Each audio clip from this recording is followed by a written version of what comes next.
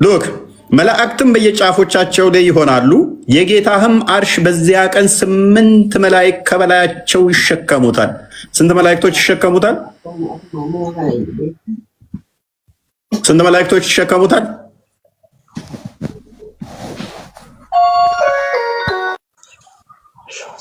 ሰማለዋ። እሺ ሰማ። ኦኬ መቼ ነው የዛን ቀን የተባለው?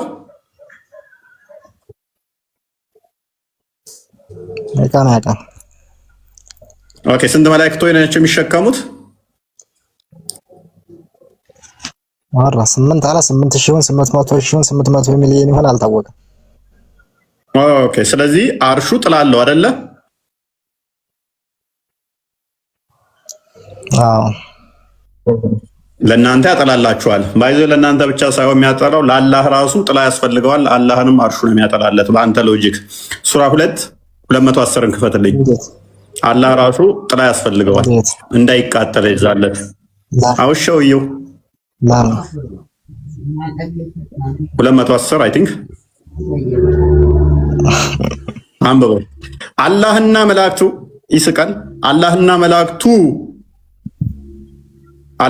መላእክቱ ከደመና በሆነ ጥላዎች ውስጥ ሊመጧችሁ እንጂ አይጠባበቁም። በምን ውስጥ ነው የሚመጡት ወንድማችን? ተናገርከው እኮ።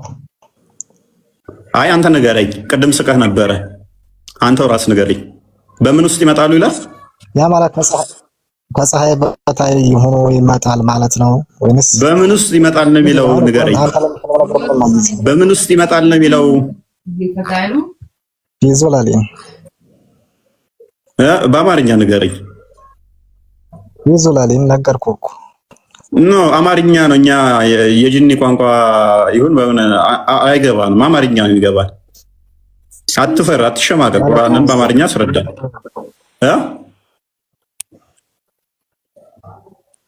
አትፍራ፣ አትሸማቀቅ። በአማርኛ በለው። በምንድን እኮ በቂያማ ቀን እናንተን አላህ አርሹ ሲያጠላላችሁ፣ መላእክቶች ተሸክመው አርሹን ሲያጠላላችሁ፣ አላህ ደግሞ ከቀሩት መላእክት ጋር በምን ውስጥ ሆነ ነው ሊመጡ እንትን የሚሉት? በምን ውስጥ ነው? ያን አርሹን ታስተውለን እሱ በዛ ይመጣል ማለት አንተ ፀሐይ እንዳይመጣው ችግር የለውም። በምን ውስጥ ነው? በምን ውስጥ ይመጣል የሚለው ከመላእክቱ ጋር በምን ውስጥ ሆነው ነው የሚለው? በአማርኛ ለምን አትሸማቀቃለህ? ለምን በአማርኛ አትለውም? ለምን ታፍራለህ? ሁሌ በአረብኛ ተደብቃችሁ ይህንን ህዝብ ገሃነም ለመክተት ለመምታጭበረብሩት በአማርኛ በለው። አረብኛውን እኮ ምን እንደው አታውቀውም። ዝም ብለህ እኮ አማርኛ በለው። ስለማላቅ እኮ ነው አማርኛ በልልህ ያልኩህ። ለምን ትሸማቀቃለህ? ስለ አምላክህ እንዴት እንደሆነ ለምን ታፍራለህ? ተናገር። ኡስታዞቻችሁ ዋሽተው በአረብኛ፣ እናንተ በአረብኛ ዋሽታችሁ ሁሉንም አታላችሁ አጭበርብራችሁ ገሃነም ለመግባት ምንድን ነው እሱ? የዚህና መቻኮል ሉክ አሁን በእነሱ ሎጂክ ተስማምቼላቸው ነው እንደዚህ እየመታናቸው ያለ ነው። የእኛን አርጉመንት ትተነው ማለት ነው። በእነሱ ብንሄድ እንኳን እንደዚህ ኤክስፖዝ ልናደርጋቸው እንችላለን። አምላካቸው ፍጡር እንጂ ፈጣሪ እንዳልሆነ ማለት ነው። ምክንያቱም ሉክ አርሹ አንድ ቤታርክ አርሹ አላህ ከአርሽ በላይ ነው ብለው ያምናሉ። ሱራ 7:54 ላይ፣ ሱረቱ ዩኑስ 3ኛው አያ ላይ፣ ሱረቱ ጣ 5ኛው አያ ላይ አራማኑ አላ አርሽ እስተዋ ብለው የሚያምኑ አካላት ገደብ አለው ማለት ነው። አላህ ከአርሽ በላይ ነው ብለው የሚያምኑ ባህሪው ሁሌም እንደዛ ሳይሆን እስከ ቂያማ ቀን ከአርሽ በላይ ነው ብለው ማመን አለባቸው። ከቂያማ ቀን በኋላ ግን አርሹ ራሱ ከፀሐይ በታች ነው። ፀሐይ ከአርሹ በላይ ትሆናለች። አላህ ራሱ ደግሞ የዛለት ምን ይሆናል? ደመና ውስጥ ገብቶ በደመና በጥላ ውስጥ እነሱ አርሹ መጥቶ ጥላ ሲሆናቸው፣ አላህ ደግሞ ምንም ጥላ በሌለበት ላይ እሱም እንደነሱ ጥላ ያስፈልገዋል መሰለኝ በጥላ ውስጥ ሆኖ ሊመጣቸው ይጠብቃል ማለት ነው። ስለዚህ እስከ መቼ ድረስ ነው አላህ ከአርሽ በላይ የሚሆነው ማለት ነው? እስከ ቂያማ ቀን ብቻ ነው። አንድ አስቀድሞ ፍጡረትን ከመፍጠሩ በፊት ከአርሽ በላይ ተብሎ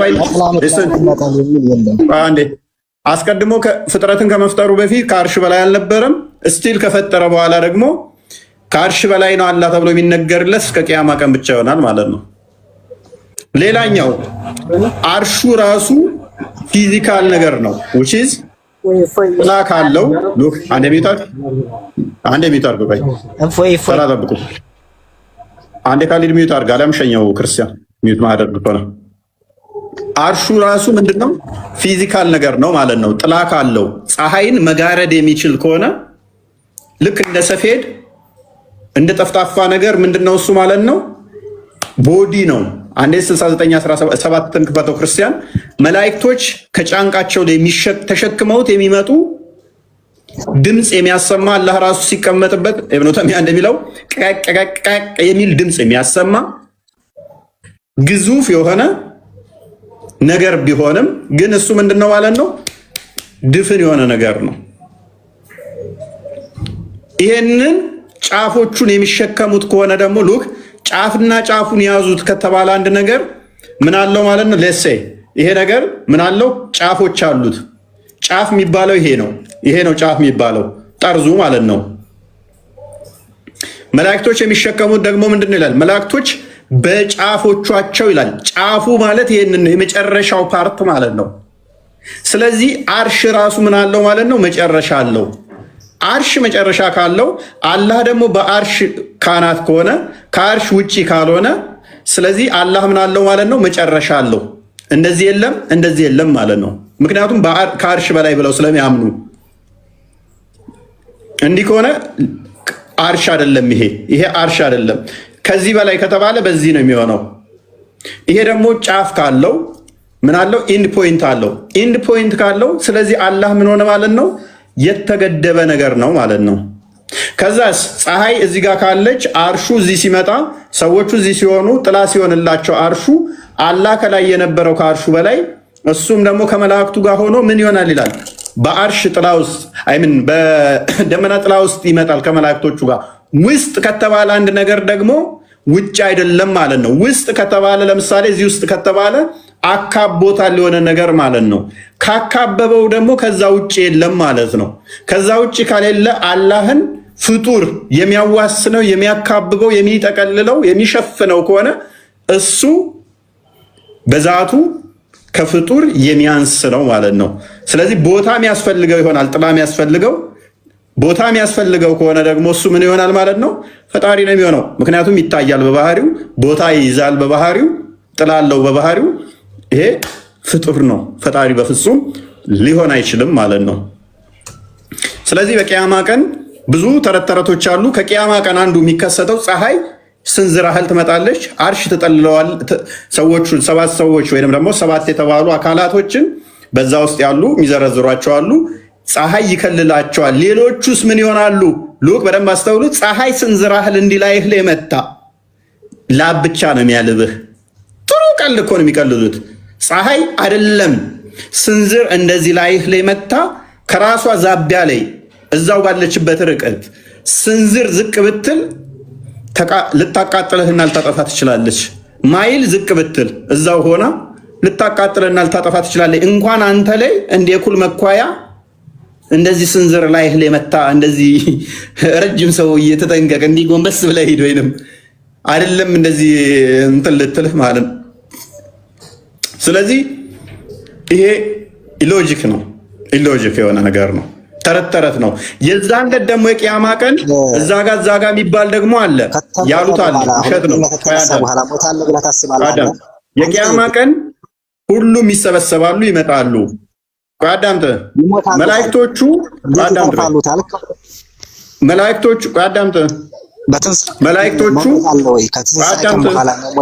በአንተ እምነት አልታረደም። የዛለት ልስን ኩን ፈየኩን ኢተርኒቲ አልታረደም። ነገር ግን ሁሉም ተነስቷል። ከተነሳ በኋላ እንደገና መሞት አለ። ምክንያቱም በእኔ የለም ከትንሣኤ በኋላ። ምክንያቱም ዘላለማዊነትን ክርስቶስ በሞቱ ሞትን ስለገደለ ለእናንተ ኢተርኒቲ ገና መቼ ነው? ከዛ በኋላ ስለመሆን በበግ መልክ ይመጣና አዳምጣ ገና በበግ መልክ መጥቶ የዛለታ ራሱ ፀሐይ እናንተ ስትቃጠሉ ሞት ራሱ ሉክ ሲራጥ ላይም ቁጭ ብሎ ቁልጭ ቁልጭ ይላል። በበግ መልክ ቡራብሬ በግ ሆኖ ሲራጥ ላይ ቆሞ እያየ ነው። ሲራጥ ላይ ነው ሞት ራሱ የሚሆነው። ከዛ በኋላ ነው በበግ መልክ ያለው ሞት ያ በግ ይታረድና በዛን ሰዓት ሰው ይሞታል ማለት ነው። ኢተርኒቲ ወይንም ዘላለማዊነት ሳይሰጥ ሰው አይሞትም ብለህ ማለት this is how Islamic dilemma የእስልምና ቅዠቱና ውዥንብሩ። ምክንያቱም ዘላለማዊነት የለህም ገና። ዘላለማዊነት የሚኖር አዳምጥ። ዘላለማዊነት የሚመጣው መቼ ነው? ገና በግ ሲታረድና ምን ትባላለህ? አዳምጥ። ይኸው ገነት መሞት ላይ ወሰነ። አዳምጥ ቆይ። ዘላለማዊነት ገና አላገኘህም እያልኩት በግ መታረዱ ምናምን ይለኛል። አሁን የምትሞተው እኮ ዘላለማዊነት ስላላገኘህ ነው። ዘላለማዊነት የሚሰጥህ ደግሞ ይሄ ሁሉ ከተከናወነ በኋላ አትረብሽ። ይሄ ሁሉ ከተከናወነ በኋላ ከዛ በኋላ ለምን ረብሸው ጣልቃ ትግባባክ። ከዛ በኋላ ምን ሞት በቂያማ ቀን ሲራጥ ላይ የነበረው ሞት ምን ይሆናል? በኋላ ይታረድና ይሄው የገነት ሰዎች ገነት፣ የገሃነም ሰዎች ገሃነም ትባላላችሁ። ያው ከፍቶልሃል። ከዛ በኋላ ነው ኢተርኒቲ የሚመጣው ዘላለማዊነት። ሞት የሚቀረው ከዛ በኋላ ነው። ክርስቲያን አንብባ እንዴ! እኔ እኮ አስተምረን ፕሊስ በቃ አዳምጥ።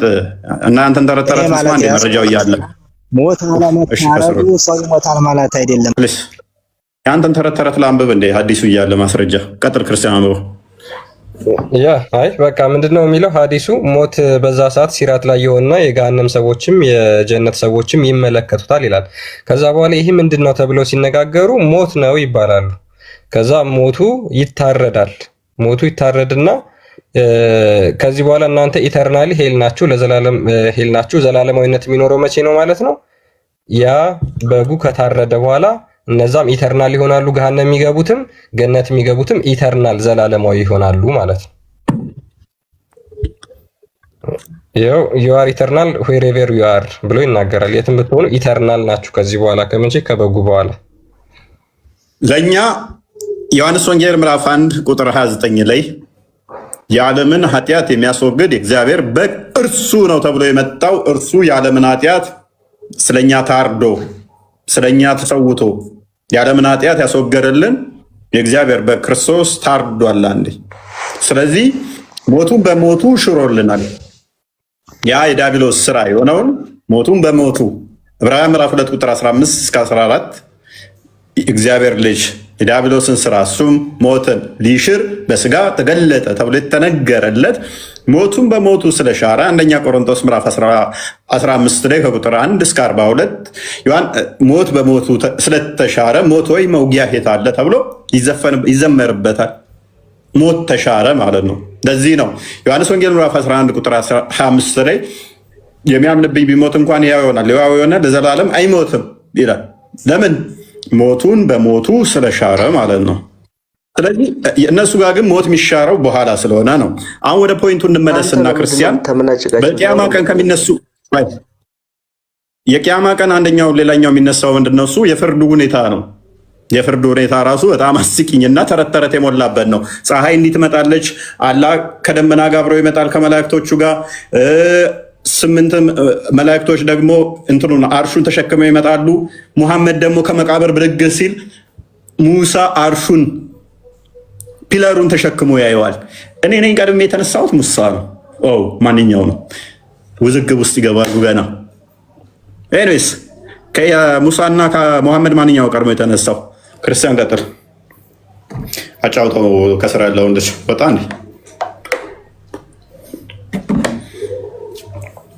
እንግዲህ ምንድነው መላእክቶቹ አሁን አርሹ እንግዲህ ከዛች ከፀሐይ ሊያጠላ ሲመጣ ከነ መላእክቶቹ ነው ሊመጣ የሚችለው ማለት ነው። ወይም ደግሞ አይ አይደለም የሚሉ ከሆነ በጣም ጥሩ፣ ለሱም ብዙ ጥያቄ አለ። አላህም እንግዲህ ከአርሽ በላይ ነው ብለው ያምናሉ። ስለዚህ አላህ በዛ ቀን ከአርሹ በላይ አይደለም የሚለው ነገር ይገደብና ይነገርለታል ማለት ነው። which means ባህሪው ይቀየራል። ኦኬ። በቂያማ ቀን ደግሞ ሙሳ እንዲሁ የአርሹን ምሰሶ ይዞ ሙሐመድ ያየዋል። ሙሳ የማንን? የአላህን አርሽ ምሰሶ ማለት ነው። ስለዚህ እነዚህን ሁሉ ነገሮች እንዴት ነው የምታደርጓቸው? የአላህን ምሰሶ ይዞ የሚያይ ከሆነ ሙሳ ጥላው ወይም ደግሞ የፀሐይ የሚያቃጥለው ነገር አይነካውም ማለት ነው። የማይነካበት ምክንያት ግን ከአርሹ በላይ ከአርሹ ጋር ስለሆነ ነው እንጂ ከፀሐይ በታች ስላልሆነ ማለት ነው። እነዚህንስ እንዴት ነው የምታዩዋቸው ሙስሊሞች? ሜቢ አብዲ አለ አብዱል ከሪም እና ወንዳ ሰማ አብዲ ሰላም ነው። እየሰማኸኝ ነው? ይሰማል። ቀጥል። ጥያቄውን ሰምተዋል? አይ እኔ ለእፎይ ልነግረው የምፈልገው ነገር አለ። መልሱን ነው መልሱን አይደለም። መልስ ካልሆነ ማይክ የሚወጣ በራስህ እየተነተንክ ተንትን ይኸውልህ፣ አንተ በራስህ ና ተንትን፣ ችግር የለው። እኛ እኮ አስረዱን ነው እያልን ያለ ነው። ግን ምንድነው እንዳትዋሹ፣ እንዳትቀጥፉ። ከቀጠፋችሁ መያዣ ስላላችሁ ማለት ነው። የትም አታመልጧት። ሳትዋሹ ማስረዳት ትችላላችሁ። እኛ እኮ እናንተ የምትገቡት እኮ እንድትመልሱ ነው፣ ለሌላ አይደለም። ዋርዳ አብዱል ከሪም ባይዘው የኔን አርጉመንት ገና አላነሳውም። በራሳቸው ተስማምቼ ነው እየለጠፍኳቸው ያለሁት። የኔን አርጉመንት አላነሳውም። ከነሱ ጋር ተስማምቼ በእነሱ ሀሳብ ነው እየሄድኩ ያለሁት። መጀመሪያ የምናወራው ነገር ስለ ፈጣሪ መሆኑን ማወቅ አለባችሁ እናንተ ራሱ። መጀመሪያ ፈጣሪን ለሰው የሰው ልጅን ባህሪ ለፈጣሪ መስጠት አንችልም። ለይሰ ከሚስሊ ሸይኡን ወሆ ሰሚዑል በሲር አላህ ማለት ነው። ሰጣችኋት ለሰው ልጅ አይደለም የሰጠው አላህ እንደዚህ በገደብ የሚገለጽ ነገር አይደለም። በእኛ እምነት ባህሪ ለሰው ልጅ አንሰጥም። አላህ እኔ ምንም ማንንም አልመስልንም ብሎ ተናግሯል። አላህ ያለው በሰው ልጅ ባህሪ አልገደብም ብሏል። አላህ ያለው አላህማ ያለ ቦታ ያለ ነው። አላህ በእንደዚህ አይነት በአቅጣጫ የሚገደብ አይደለም። ኢስተዋ የሚለው ትርጉም ደግሞ በጣም ብዙ አይነት ፈትዋ አሳላለው። ያው አሁን ላይ ያለው የሙስሊሙ ሁኔታ ፊርቃ ስላለ ነው እንጂ ማለት ነው። ያው በክርስትናም ተዋህዶ ተሐድሶ ምናምን የሚባል ነገር እንዳለ የፊርቃ እንትን ስላለ ነው እንጂ ካሞን። ስለዚህ እኔ ተሐድሶ ብትለኝ ሃይማኖት ሊታደስ አይችልም። አንድ ጊዜ ለቅዱሳን ስለተሰጠች ሃይማኖት እንድትጋደሉ ጽፍላችኋለሁ ይላል ይሁዳ አንድ ላይ አንድ ምዕራፍ ነች ያለች። ከዛ ውጪ የመጣ ምንፍቅና ነው። ምንፍቅና ከሆነ ሊስን ምንፍቅና ከሆነ ደግሞ እሱ ስህተት ነው። ስህተት ደግሞ አይመለከተኝም። እኔ እሱ ስህተት ከሆነ አይድንም። በቃ አንተ እኔ ያለ ቦታ ነው ያለው ብዬ አምናለሁ። በቦታ የሚሉ ከአርሽ በላይ የሚሉ አይድኑም፣ የጋነም ናቸው። በርሲ አይደለም እንደዛ። ይሄንን የሚያውቀውም አላህ ስለሆነ ማትር። ስለዚህ ማትር ከሆነ ይሄንን እኮ የሚያውቀው ነው ያልኩ ነው። ማንንም የሚያውቀው የሚሆነውንም ነገር የሚያውቀው ፈጣሪያችን አላህ Subhanahu Wa Ta'ala ነው ሀቢብ። ስለዚህ እነሱን ደግፈህ መመጣ እኮ እነሱ የምትደግፍ ከሆነ ካዳ የአንተ አላህ እና የነሱ አላህ ተመሳሳይ ነው ማለት ነው። አትመስል አትበለኝ። እነሱ ስለመሰሉ የነሱን አስተምረው እየተቀበልክ ስለሆነ አሁን የፈትዋ ጉዳይ ነው፣ የተፍሲር ጉዳይ ነው። አሁን ስለ ወሲብ ቢሆን ትስማማላችሁ፣ ቂጣት አስተጣጠብ ቢሆን ትስማማላችሁ፣ ሱሪ ማሳጠር ላይ ቢሆን ትስማማላችሁ፣ አበላል ላይ ቢሆን ትስማማላችሁ። ፈትዋችሁ አንድ ይሆናል። እንዴት ስንት ማግባት እንዴት ማድረግ ላይ ቢሆን ትስማማላችሁ። እዚህ ላይ ከተለያያችሁ ትልቅ ነገር ነው። ቂጥ ማጠብ ትልቅ ነገር ስለሆነ ቂጥ ማጠብ እንዴት ወሲብ ማድረግ ላይ ከተለያያችሁ ከእስልምና ትወጣለህ። መንዙማ አይቻልም፣ እሱ ከእስልምና ያስወጣል። ይሄ እንደዚህ አይነት ነገሮች ጋር ከሆነ ልዩነቱ ቀጥታ ከእስልምና ያስወጣል።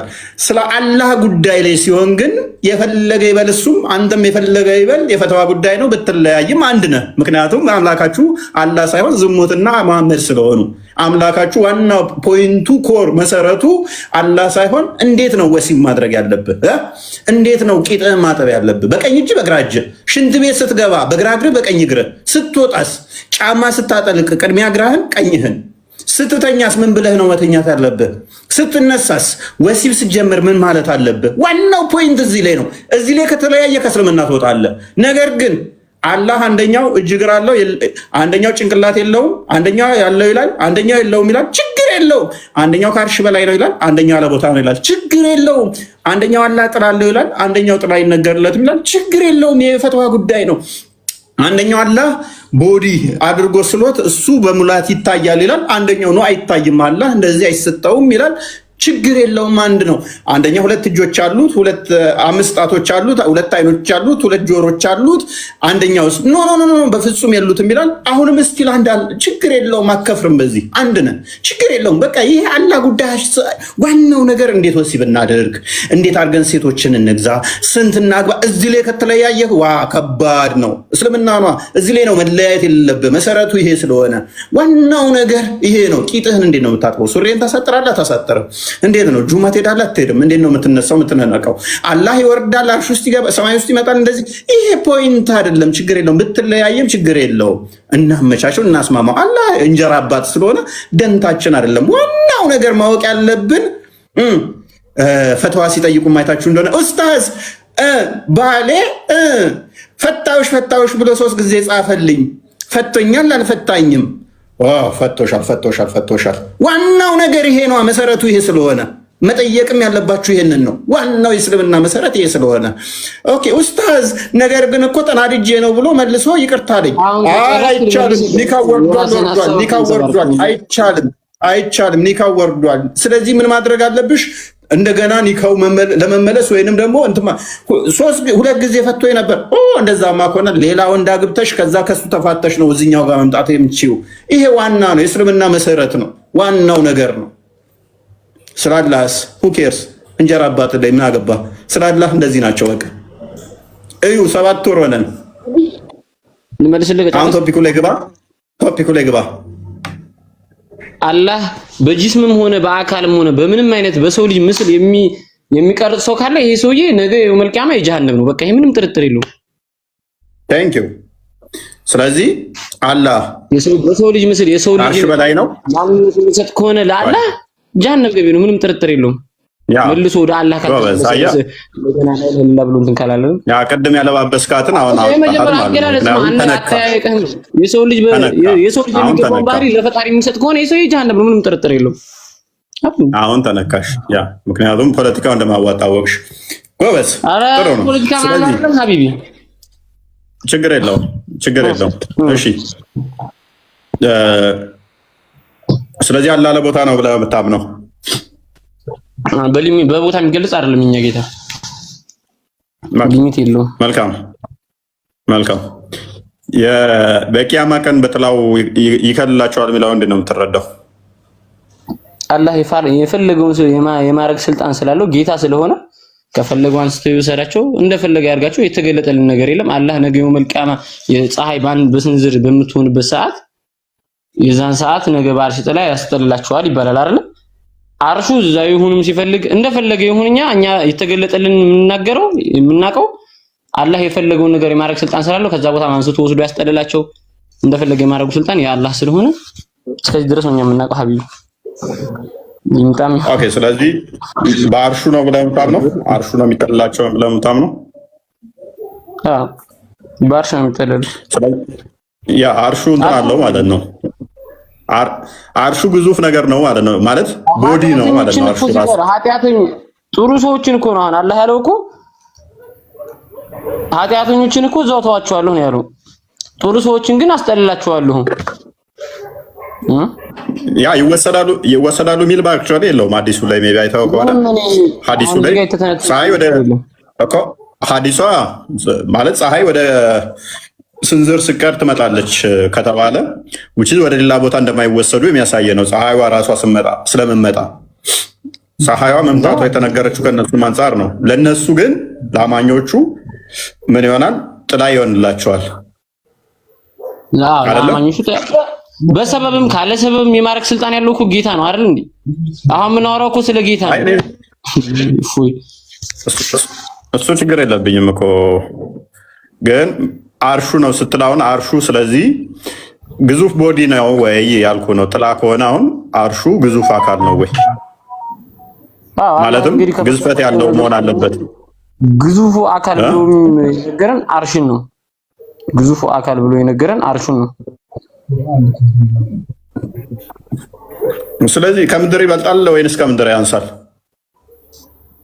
ወላሂ አለም እንግዲህ ያ ከምድር ከበለጠ እንግዲህ ሙሉ ለሙሉ ፀሐይን ይጋርዳታል። ጥላው ሙሉ ለሙሉ ለሰዎች ነው የሚሆነው። ምድር ላይ ሙሉ ያጠላል ማለት ነው። ምክንያቱም ሎክ መሬት ለምሳሌ ሎክ እች የምታክል ነገር ትንጥዬ ፀሐይ ብርሃን ካለች በእጄ እንደዚህ ብል ይሸፍናታል ማለት ነው። አንዴ ቀድር የሚሸፍናት ከሆነ ደግሞ ከስር ላሉ ከእጄ ስር ላሉት ብርሃን ሊደርሳቸው አይችልም። ያ ብርሃን ሊደርሳቸው አንድ ያገኘን ፖይንት። ምክንያቱም አርሹ የሚበልጥ ፍጥረት የለም ብላችሁ ስለምታምኑ አርሹ የሚበልጥ ፍጥረት አለ። አረ እንደ ጻሪ ጥያቄ ነው የምትጠይቀው። ወላሂ ፉይ እኔ ልንገርህ፣ አላህ እኮ ነው የምናወራው፣ ስለ አላህ ነው እያልኩ ነው። አላህ የፈለገውን በዛው በፀሐዩን እንደዛ አድርጎት ራሱ የፈለገውን ሰው ፀሐዩ እንዳያገኘው የማድረግ ስልጣን አለው። በሰበብም ካለ ሰበብም ነገር የማድረግ ስልጣን ያለው እኮ ፈጣሪ ነው እኮ አይደል እንዴ? ጌታ ብለን የምናምነው እኮ አካል በእናንተም በእኛም ጌታ ብለን የምናስበው እኮ እኛ አላህ በሰበብም ካለ ሰበብም የሚጠቅምን ነገር እንዲጎዳ የሚጎዳ ነገር እንዲጠቅም የሚያደርገው እኮ ፈጣሪ ነው። አብዱልከሪም አሁን እየጠየቅን ያለ ነው በተጻፈ ነገር ነው። ለምንድን ነው ሰዎች አላህ ከአርሽ በላይ ነው ሲሉ የምትቃወማቸው? አላህ እንደፈለገ ሊሆን እኮ ይችላል። እጅ እግር ባት ሊኖረው ይችላል፣ መብቱ ነው። ምን አገባ? አለይሰ ከሚስሊ ሸይኡን ወሁወ ሰሚዑን በሲር እያለ ይሄው እኛ አንተ አሁን እንደተጻፈ ነገር ነው። ምንም ማንንም አልመስልም እያለ እኔን መገደብ አትችሉም እያለ አዳም እኮ በአካልም ሆኖ ያልተገደበ ሊሆን ይችላል። ለምሳሌ መብቱ ነው፣ እንደፈለገ መሆን ይችላል። አንተ ለሱ ጋር ማንነህና ነው እጅ እግር ምናምን የለውም የምትለው። ስለዚህ እኛ አንተ እሱ እንደምታምነው ሁሉ ይሄም ደግሞ በተጻፈ ነገር ነው እየጠየቅን ያለ ነው። እንደፈለገ ማድረግ ይችላል ነገር መመለስ አንችልም። በሰው ልጅ የሚገባው እጅ እግር እኮ ብለን የምናስበው እጅ እኛ ጋር ያለውን እግር እጅን እኮ ለአላህ እኮ አንሰጥም። እኛ ምን አልገባህም? ይሄንን እያልኩ ያለሁት ቆይ ልንገርህ፣ ፈጣሪ እንደፈለገ መሆን ይችላል፣ እንደፈለገ ማድረግ ይችላል ብለህ የምታምን ከሆነ ይሄን እኛ በምንጠይቅ ጥያቄ መሰረት ማለት ነው እሱም እጅ እግር የፈለገውን ነገር መያዝ ይችላል ማለት እንችላለን። አሁን እኛ እየጠየቅን ያለ ነው በተጻፈ ነገር ነው። በቂያማ ቀን ፀሐይ ኩል የመኳያ ያህል አይንህ ድረስ ትቀርባለች ብለህ ታምናለህ። እሱን ደግሞ የሚያጠላችሁ በአርሹ ነው ብለህ ተናግረሃል አይደል? አርሹ እንዴት ነው የሚያጠላችሁ? በመሃል ገብቶ ነው ወይስ እንዴት ነው? መላእክቶቹ ተሸክመውት መጥተው ነው ወይ? ይሄን ነው እየጠየቅክ ያለ ነው። በተጻፈው መሰረት ነው እንጂ የምትመልሰው ዝም ብለህ አላቅም የምትል ከሆነማ ማይክን ቁጭ አድርገህ መማር ትችላለህ።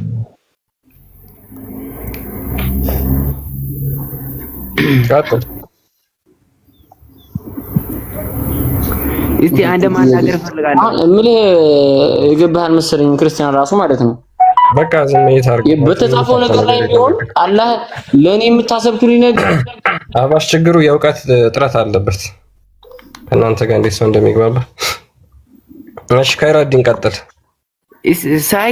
ሳይንስ ሲነበብ ጊዜ በወይስ በመጽሐፍ ቅዱስ ነው ወይስ በቁርአን ነው ወይስ? ሂድ፣ ችግር የለውም አንተ በምታምነው። አሁን በቁርአን የአይን መኳያ ያህል ትቀርባለች ብለህ ፀሐይ ታምናለህ?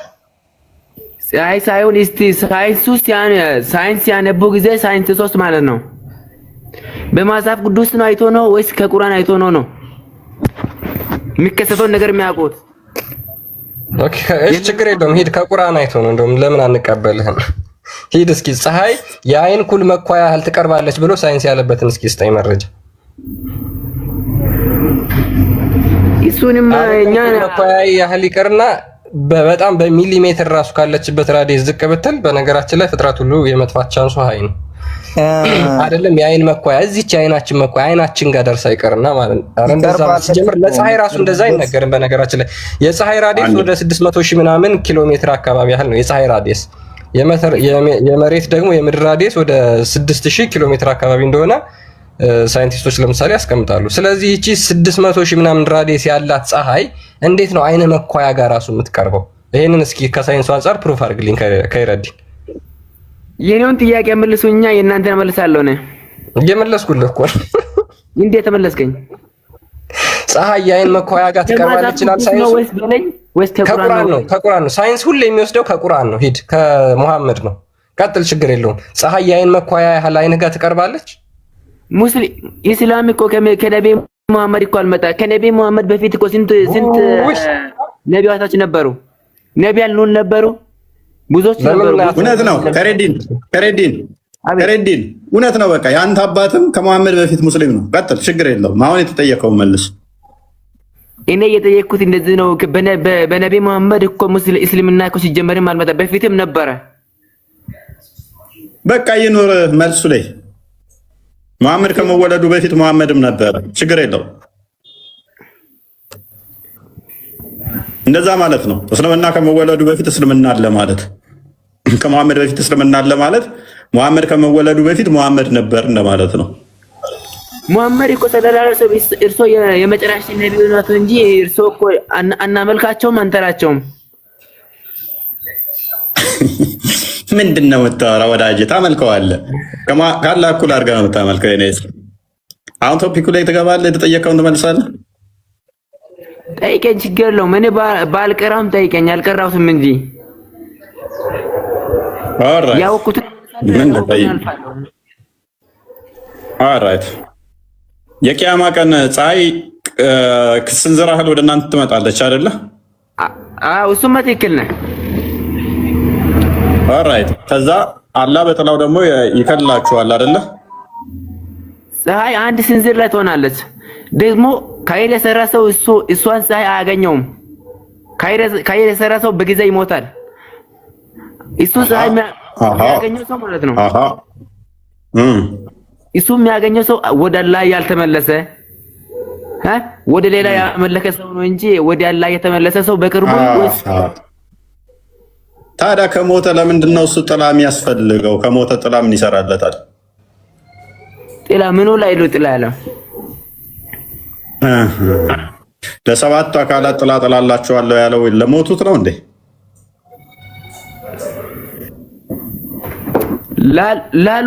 ላሉትማ እንትን ያሉ ቂያማ ጊዜ ደጃል ምናምን ሲመጣ ጊዜ በቃ ወደ አላህ ያልሰገደው ወደ አላህ ያላመነ ሰው ግን በፀሐይ በአንድ ስፍር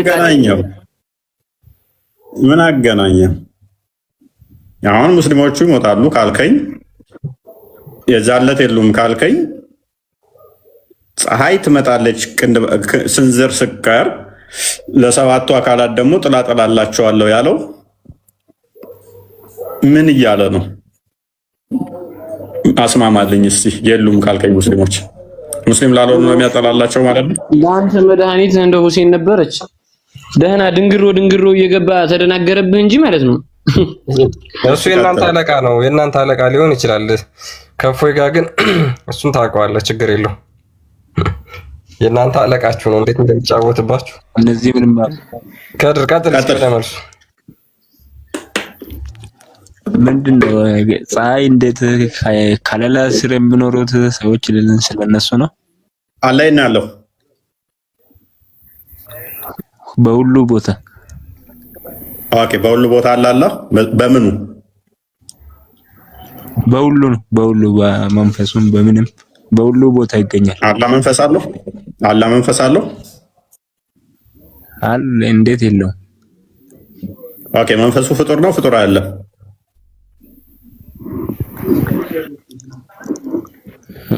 ያላ መንፈስ ፍጡር ነው?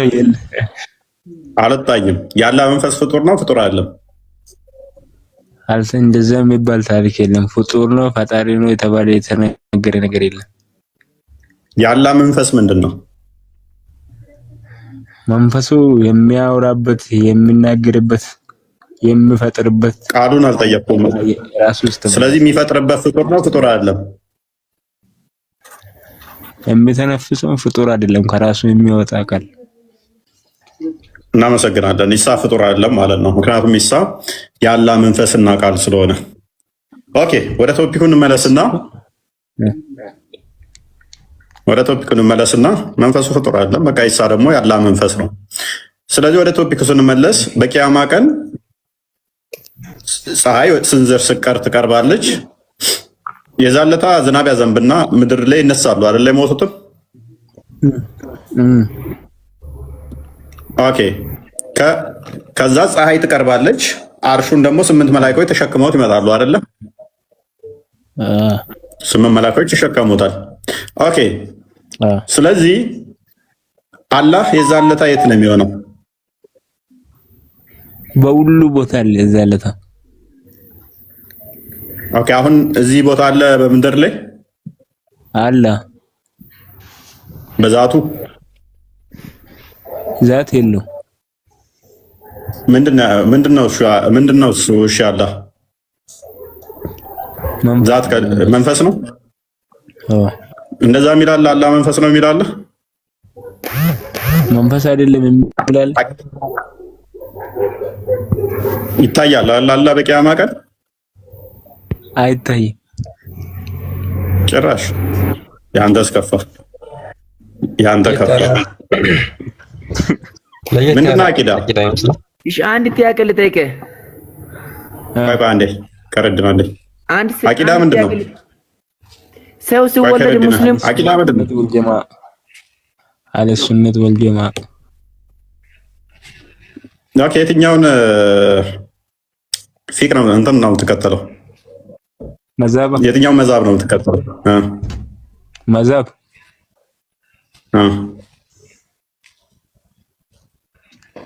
የቆረረጠ ድምጽ መዛብ ነው የምትለው አዎ መዛብ ዛት የለውም ከሚሉት ጋር ነኝ እኔ እንዳንተ የሚያምን ደግሞ በአካሉ ሁሉ ጋርም አለ አይታይም ብሎ የሚያምን መዛብ አለ I don't think so አካል የለውም የሚል ነው አካል የለውም እሱ አካል የለውም ቁዋ ነው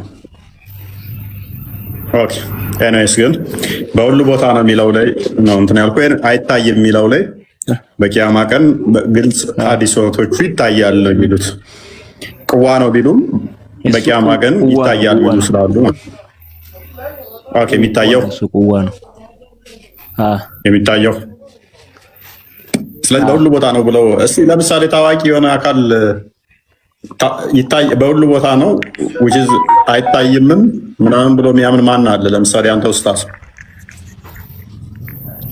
እኔ ራሱ እኔ ነኝ እንደዛ የሚያምነው ደስ ይላል መልካም አሉ አክቹአሊ በሁሉ ቦታ አለ ብለው የሚያምኑ አሉ ግን አይታዩም የሚለው ላይ ብዙም አይ ዶንት ቦይ አሉ በሁሉ ቦታ አለ ብለው የሚያምኑ እንዳሉ አውቃለሁ ወይ ነው ይችላል ኤኒዌይስ አንተ ጋር ለቪዲዮ ልጠይቅልህ አንዴ መንፈስ ነው ብለው የሚያምኑ የሉ ፕሊስ ካደረ ምን እንደምትጠይቀኝ የኔን ጥያቄ አልመለስከኝም ብራዘር ፕሊስ ተረጋጋ ከረድን ኤኒዌይስ አብድሌ ይቀጥል አብድሌ እንኳን ደህና መጣ እንኳን ደህና ቆያችሁ ቅድምን ገብቼ ነበርና የሆነ ጥያቄ ልጠይቅ ስለው በኋላ ትገባለህ አልከኝ ከዛ ደግሞ ሼር ስላደረከኝ እኮ ነው ያገባሁት ኦኬ ጠይቃለህ ቆይ እሺ እንትን ተሆነ ቶፒኩን አንድ እንዝጋውና ይሄን ክርስቲያን ጠቅልለው ወይ ትንሽ በቂያማ ቀን የሚፈጠሩ ነገሮች በጣም ኮምፕሊኬትድ ነገር ናቸው። በነገራችን ላይ ሙስሊሞች በዚህ ነገር ሲያወሩበትም አይሰማም። እጅግ በርካታ ሀዲሳት ግን አሉ። እስካሁን ያነሳናቸውም ፖይንቶች የሚናገሩ ሀዲሳቶች አሉ። ስለዚህ ምንድነው የአላህ ጥላ ነው የሚያጠላው ብለው የሚያምኑ ሙስሊሞች አሉ። በቂያማ ቀን ሰባቱን ሰዎች የሚያጠላቸው የአላህ ከፀሐይ ማለት ነው። ፀሐይዋ እንግዲህ የኩል መኳያ ስትቀርብ የሚያጠላቸው አላህ ነው ብለው ያምናሉ። ስለዚህ አላህ ከሆነ የሚያጠላቸው አላህ አንደኛ ሳይዙ ከፀሐይ በታች ይሆናል። ከፀሐይ በታች ይሆናል አንደኛ ሳይዙ ማለት ነው። ሁለተኛ ደግሞ አርሹን ለቆ ይመጣል። በተለይ ለአላህ እጅ እግር ምናምን የመሳሰሉትን አካላት የሚያጸድቁ ከአላህ ከአርሽ በላይ ነው የሚሉ የዋሃብያ ሙስሊሞች እነዚህ ቻሌንጆች ይቀርቡባቸዋል ማለት ነው። በዚህ ሐዲስ መሰረት አላህ ቦታውን ለቆ ምን ይላል ማለት ነው? በፀሐይና በሰዎቹ መካከል ይሆንና ለሙስሊሞቹ ጥላ ይሆናቸዋል ማለት ነው።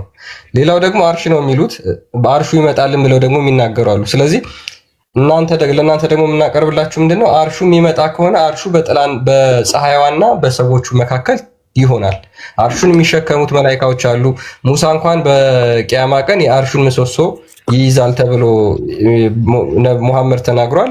አላህ ደግሞ እንደገና ከአርሹ በላይ ነው። ስለዚህ አርሹም ስቲል በማን ይገባል ማለት ነው? በማንና በማን መካከል ይሆናል ማለት ነው? በፀሐይና በሰዎቹ መካከል ይሆናል ማለት ነው። ዊች ሚንስ አሁን ያላቸውን ፎርሞች ይለቃሉ። ይሄ ደግሞ እንግዲህ በጣም ብዙ ጥያቄዎችን የሚያስነሳ ነው። እዚህ ጋር በጣም ኮምፕሊኬትድ ነው። እስካሁን እንግዲህ ያው ሙስሊሞቹ የመለሱልን የለም። በራሳቸው ሐዲስ እናንተን ለማዋሸት ሲሞክሩ ያዝናቸዋሉ ማለት ነው። በዚህ እናጠቃለውና ኢብራሂም እንኳን ደህና መጣ። ኢብራሂም ሚዩት ነህ።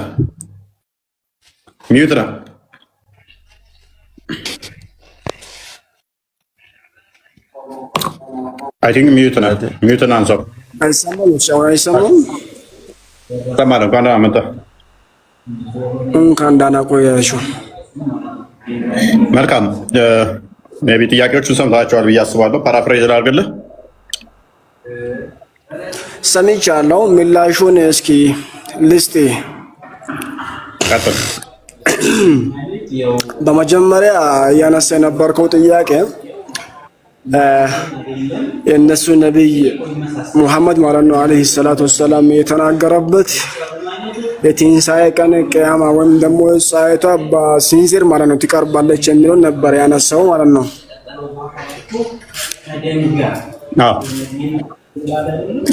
ይህ ደግሞ እንዴት ይታያል ምናምን ብለህ ነበር። ስለዚህ በአንድ ጉዳይ ላይ ገብተን ከመፈረጃችን በፊት ስለዛ ጉዳይ ነገር ማወቅ አለብን፣ ወይም ደግሞ በመንገዱ ላይ ያለን ሰዎች መሆን አለብን። ካልሆነም ደግሞ ስለዛ ነገር በጥልቀት የምናውቅ መሆን አለብን። አንድን ነገር ያን ሃይማኖት ወይም ደግሞ ያን ሃይማኖት ወይ ያን ሰው ስለጠለን ብቻ መፈረጅ የለብንም። ስንፈርጅ ያወቅነውን ማድረግ አለብን። አይ ፍረጃ ሳይሆን ጥያቄው ላይ ፎከስ አድርግና እንደ ቂያማ ቀን ፀሐይ ስንዝር ሲቀር ሰዎች ላይ ትመጣለች አይደለ? መልካም። ስለዚህ ሰዎቹ ደግሞ ኃጢአት ያለባቸው እንደየ ኃጢአታቸው በላብ ይጠመቃሉ አይደለ? መልካም። ሰባት አካላትን ችግር የለም እሱ ላይ ብዙም ጥያቄ ሐዲሱን ላምጣልህ።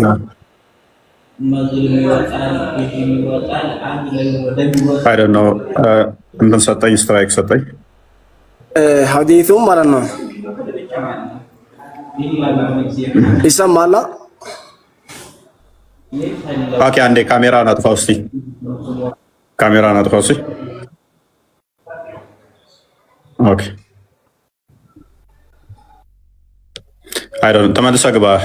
አይ ቲንክ በአንተ ነው የሰጠኝ፣ ለምን እንደሆነ አላውቅም።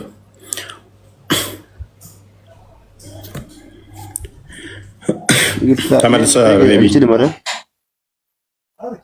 አንዴ ቶፒክ ላይ እንትን እንበል። ቆይ ኢብራሂም ይምጣ ነው።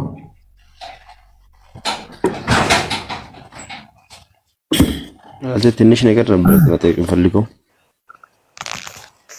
ያርጉልኝና ማለት ነው እያደረጋችሁት ከዛ እስኪ ቤተሰቦች አሁንም ደግሞ ሰጠኝ።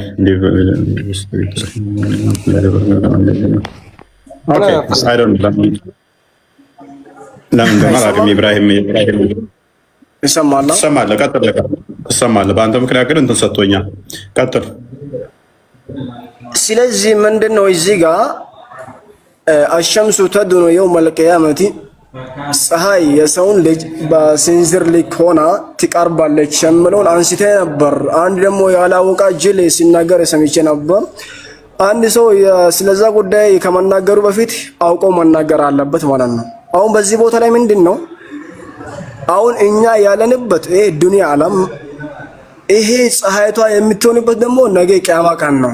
በዚህ ቦታ ላይ ምን አለ መሰለህ ያ የቂያማውን ጉዳይ በአዱንያ ጉዳይ ላይ ቅያስ ምሳሌ ማድረግ አትችልም። ለምን? የአዱንያ ነገር ይለያል፣ የቂያማ ነገርም እንደዛው ይለያል። አንድ ሰው አስጨርሰኝ። አንድ ሰው ወንጀል ዝም ብሎ ሚልን ነገር ስማው ዝም በላ አንተ ሰማን አዳምጥ። የሰማኝ ነው ኢብራሂም አንደኛ ምድርና ፀሐይ ገና አልተቀየረ፣ ምድርና ፀሐይ አልተቀየረችም አይደለ? በማለት ምን ፈለክ? ምክንያቱም ይለያል ስትል ባልተቀየረ ነገር ላይ ይለያል ብለህ ማምጣት ስህተት ነው። ፀሐይዋ ታቃጥላለች አይደለ? ናም ኦኬ። ፀሐይዋ የምታቃጥለው ደግሞ እነኛን እስኪያልባቸው ድረስ ነው አይደለ? የሚያልባቸው በወንጀላቸው ልክ ነው። እስከ ቁርጭምጭሚት፣ እስከ ጉልበት፣ እስከ አንገቱ የሚይዘው አለ። መልካም።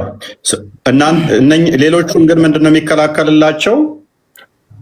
የእሱ ጥላ ነው አይደለ? የእሱ ጥላ የተባለው ምንድን ነው? እሱ የሱ ምን ትለው? የሱ ስም ምንድን ነው? የሱ ጥላ የተባለው ምንድን ነው? እንዳንተ አረዳድ የሱ የሚባል ነገር የለም። ሐዲሱን ሊንገሪ አላህ ሱብሓነሁ ወተዓላ የለም ላልከው ላሳየህ። አውሾዩ ሲመኝ አዲሱን እንፈታ ቀጥል። ሲመኝ አላህ ሱብሓነሁ ወተዓላ የመልካም ስራ ባለቤቶችን ምን ያደርጋል? በአርሹ ጥላ ስር ያደርጋል። ይሄን ደግሞ ያለው ማን ነው? ነብዩ ሙሐመድ ሰለላሁ ዐለይሂ ወሰለም ናቸው። ነብዩ በመጀመሪያ አረብኛውን አርግለት፣ አረብኛውን አርግለት፣ አረብኛውን አንድ ቆይ፣ ሐዲሱን አንብብልን አንዴ።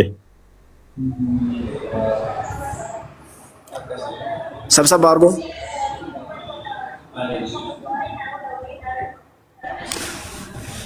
ምራን በዋስኪ ኢብራሂም عن أبي هريرة رضي الله عنه ትንሽ ሰብሰብ አድርጎ እስኪ ሳብ ትንሽ ላ አጥቦ ነው አጥብለት ይታያል ክርስቲያን። እሺ አቡ ሁረይራ የዘገበው ነው። ነብዩ ሰለላሁ ዐለይሂ ወሰለም ቃል ሰብዐቱን ዩዚልሁም ላሁ ተዓላ ፊ ዚልህ፣ ሰባት ሰዎች አሉ አላሁ ስብሓነሁ ወተዓላ በሱ ጥላ የሚያደርጋቸው። በሱ ጥላ ማለት ያኔ ቂያማ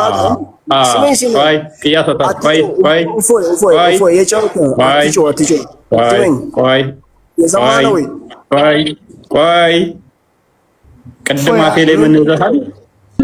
ትርጉሙን ይንገረና ትርጉሙን ይንገረና አንተ እኔ የሚገርመኝ የሚመሰለኝ እንትና እፎ የሚመሰለኝ አንዳንዴ ለምንድን ነው የምትጮኸው? አንድን ነገር እኮ ግማሹ ነበር አለ። ቆይ አትበለኝ። እየሰማ እያዳመጥክ እየሰማ መሆን አለብህ። ፓኒክ አታድርግ። ቆይ ያልኩህ ለምንድን ነው? አዳምጡ እናንተ። ኢብራሂም ጥሩ ልጅ ነው። ፕሊስ ሚታርክ ምን ብሎ ነበር አፌ ላይ የያዘኝ ቅድም? በሱ ጥላ የሚባል የለም ብሎ እኔን እየሞገተኝ ነበረ። አሁን ራሱ አንብቦ ምን ብሎ ተረጎመ? በሱ ጥላ ብሎ ተረጎመው ማለት ነው። እኔ ግን ቅድም በሱ ጥላ የሚከልላቸው እየስል እንደዛ የሚባል ነገር ሽታውም የለም ብሎ ነበር። ኤኒዌይስ ሐዲሱን አሁን አንብብና ቀጥል ኢብራሂም። የራስን ምንም እንዳጨምር እኔም አልጨምርም። ሐዲሱን ብቻ ነው የምታነበው። ለምንድን ነው የዘጋኸው? ምንም የቀጠፍኩብህ ነገር የለም። የተናገርከውን ነው የተናገርኩት። ቀጥል እኮ ድምፅህን ለምን ትይዛለህ ነው አሁን የምጠይቅህ። አይ 3 ሆናችሁ ማውራት ጀመራችሁ፣ 4 ሆናችሁ ሁላችሁም አንድ ነው ማውራት ጀመራችሁ። እኔ እኮ አንድ ሰው ነኝ። አዲስ ነገር አላወራውም። ቅድም ቻሌንጅ ያደረከኝን ራስህ እንዳልከው እሷን ብቻ ነው አጽንኦት የሰጠሁበት። ምንም የቀጠፍኩብህ የዋሸሁብህ አዲስ የተናገርኩት የለም። አዲስ ብቻ ድረስ መጠበቅ አለብህ። ያ ዝም ብለህ አንተ የሆነ ነገር አሽሙር ወይም ደግሞ የሆነ ግማሽ ሀሳብ ሰውን ለማወዛገብ ያዝከውን ነገር ሰውን ለማስረዳት ወይም ደግሞ ለማወዛገብ ቆይ ማለት የለብህም። ሀሳቤን ግልጽ እስከሚያደርግልህ እስከሚጨርስልህ ዝም ብለህ ማዳመጥ አለብህ። አንድ ነገር ዝም ብለህ መናገር ራስህ እንዳታወራ አዲሱን አንብብና ብቻ ተርጉም። አዲሱ ስለዚህ ሰብዐቱን ዩዚልሁም ላሁ ተዓላ ፊ ዚልህ አላሁ ሱብሓነሁ ወተዓላ 7 አይነት ሰዎች አሉ። ሲጀመር በዝርዝር አለ። ሐዲስ ብቻ አይደለም፣ በዝርዝር ስራውስ ምንድን ነው? የሰሩት ስራ ምንድን ነው የሚለውም አለ። እነዛ ስራ የሰሩ ሰዎችን አላህ በጥላው ስር ያደርጋቸዋል። ያኔ ሰዎች በጭንቅ ቀን የሚሆኑበት፣ ነፍሲ አባት ልጁን የሚረሳበት፣ እናት የወለደችዋን ልጆቿን የምትረሳበትን ቀን፣ የቤት አባወራ የቤት እመቤቱን የሚረሳበትን ቀን፣ ሁሉም ነፍሴ በሚል ሁሉም ስራውን የሚፈልግበት ቀን ነው። ያቀን ማለት ነው። በዛ ሰዓት ሁሉም በጭንቅ ላይ ሆኖ አላህ እነዛ 7 ሰዎችን በጥላው ሲባል አሁን እዚህ ጋር ለምሳሌ ለአንተ ማለት ነው እፎይ ጥላው አለ። ለአንተ ቤት አለ እንበል፣ የሆነ መኪና አለ፣ ለመኪና ጥላ አለ፣ ለቤቲ ጥላ አለ። ያ ማለት ምን ማለት ነው? እፎይ በሱ ጥላ ሲባል በራሲ በቁመና ጥላ ማለት ብቻ ነው የሚያስይዘው? ምን ገደበው? በዚህ ላይ የተገደበ ነገር አለ? አላህ ሱብሓነሁ ወተዓላ ሁሉንም ነገር የተቆጣጠረና የያዘ ነው አላህ ማለት ነው። ስለዚህ እዚህ ጋር ሰብዐቱን ዩዚልሁም ላሁ ተዓላ 7 አይነት ሰዎች አሉ። አላህ በጥላው ስር ያደርጋቸዋል። ፊ ዚልህ በሱ ጥላ ሲባል ምን ማለት ነው? በቁመናው ጥላ ማለት ነው። እዚህ ጋር እንዲህ ለምን ትረዳለህ? እንዲህ አይደለም የሚያሳየው። በሱ ጥላ ሲባል ለአላህ ጥላ ነው። አርሹ የማን ነው? አርሹ የእሱ ነው። ስለዚህ በአርሹ ጥላ አርሽ ሚላል እዚህ ጋር አርሽ ሚላል እዚህ አዲስ ላይ አርሽ ሚላል እዚህ አዲስ ላይ በአርሹ ጥላ ነው። ሌላ ሐዲስ አለ في ظله يوم لا ظل الا ظله ኢማሙና ኢብራሂም። ስለዚህ ሐዲስ ቆርጣችሁ እዚህ ጋር ኢማሙን አድል አሊም ሲጀመር እዚህ ጋር ቆርጣችሁ አምጥታችኋል። ኢማሙን አድል ነው ማለት እዚህ ጋር ኢማሙን አድል ነው አይደለም። ኦፎ የሰማህ ነው። ያው ከፍ አድርገህና ለምን እንድትዋረድ ከማደርግ ያው ከፍ አድርገህ ስማኝ። እዚህ ጋር የሚያዋርደኝ ምንም ነገር የለም። ኢብራሂም ፓኒክ አታድርግ። ይሄንን ሐዲስ ቆርጣችሁታል ስላልክ ያልተቆረጠውን ይሄን ሐዲስ ክፈተው። አይ ኢብራሂም ፓኒክ አታድርግ። እንድትዋረድ የምትለው ምን ሆነ ነው? ፕሊስ አትጩህ። ያው ቡሃሪ ላይ አሳደን ማስጨረስ አለብኝ። የግድ አንተ መስማማት ከፈለክ ማስጨረስ አለብኝ። አዳምጥ። ቡሃሪ 1423 ላይ ሐዲሱን ቆርጣችኋል ብለህ እኛ ላይ ነው የቀጠፍክብን፣ ዋሸህብን። እኔ ደግሞ ውሸታም ሰው በጣም ነው የምጠላው። ስለዚህ ይሄን አዲስ ትከፍትና ከቆረጥ ነው ይሄንን አዲስ እኔ ይቅርታ ብዬ ለአንድ ቀን አይደለም በትንሹ ለአንድ ወር ያህል ንዝዝር አልገባም። ይሄን አዲስ ቆርጠ ነው ከሆነኛ እንደዚህ ብለን ቆርጠን ከሆነ ቆርጣችሁታል፣ እንደዚህ አልነበረም አዲሱ ብለሃል። ስለዚህ ክፈተው ታውቀዋለህ ማለት ነው። ማለት እኔ ቤት ገብታችሁ ስቀጥፉና ስትዋሹ በጣም ነው የሚያስጠላኝ። እንደናንተ ኡስታዞች እንደዛ የምናደርግ መስሏችሁ ከሆነ እኛ ደደብ አይደለንም፣ እኛ መሀይሞች አይደለንም። እዚህ ውስጥ የሚመጡ ከ2000 ያላነሰ ሰው የሚከታተለን ምን ብለን እናስባለን መሰለ?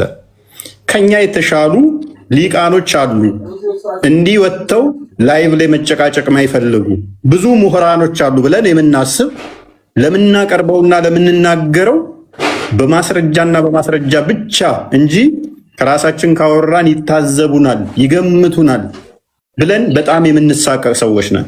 የሪከርድ ተደርጎ ዩቱብ ላይ ይጫናል።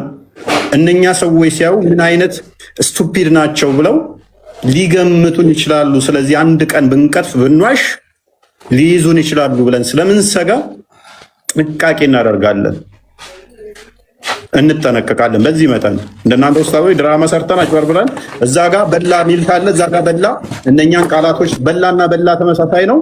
ጠጣና ጠጣ ካለው ቃሉ ስለመሳሰል እዛ ጋር ጫላ በላ፣ እዛ ጋር በላ፣ ይኸው በላ ማለት በላ ነው፣ በበላ ይፈሰራል፣ አንድ ነው ብለን የምንሰራ ሰዎች ዳምን ስፒድ የሆነ ሰዎች አይደለንም።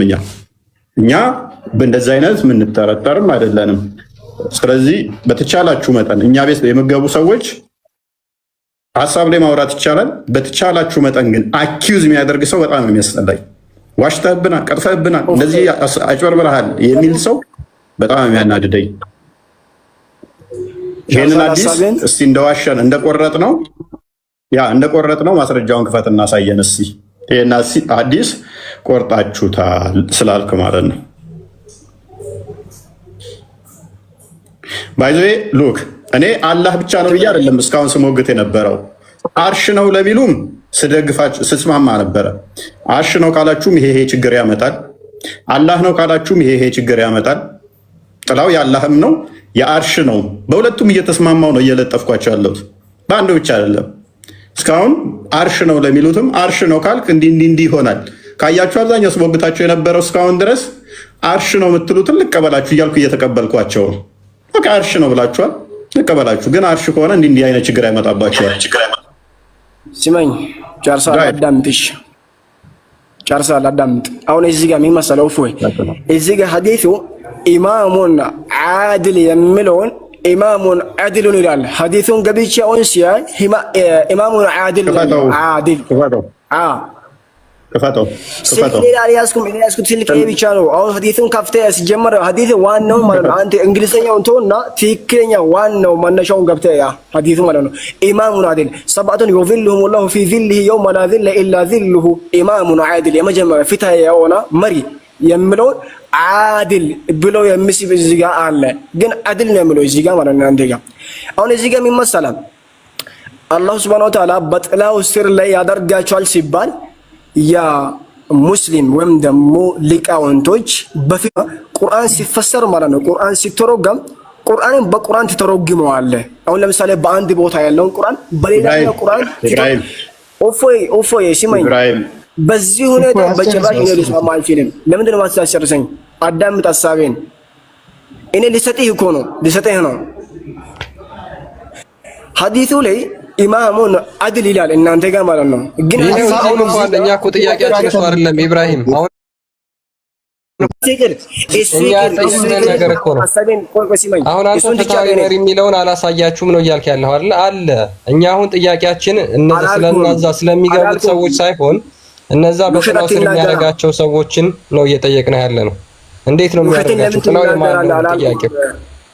ሲመኝ እኔ እሱ አላሳያኝም አላልኩም። ምን ኢማሙ በቃ ነው ቆርጣችሁ ነው ታማኝ ያልከውና ምኑን ነው የቆረጥነው?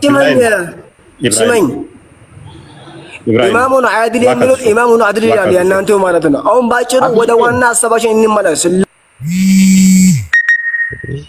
ያ ለስቱፒዳቱን ወንድማችን በእናትህ እኔ እንደዛ አይነት ደደባ ኡስታዞች በጣም ያስፈሉኝ።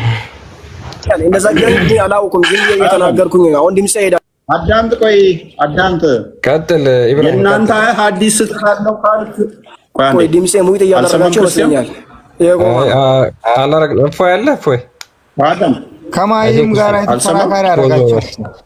ስለዚህ በመጨረሻ ላይ እየተማርክ ነው። ባላ እንረጋገጥ። ተረጋጋ። ሲሙኝ ቀጥል። ይሄ እዚህ ጋር ጥላው የማን ነው? ጥላው የማን ነው? እዚህ ጋር ጥላው ያለው የማን ነው? ሰውዬ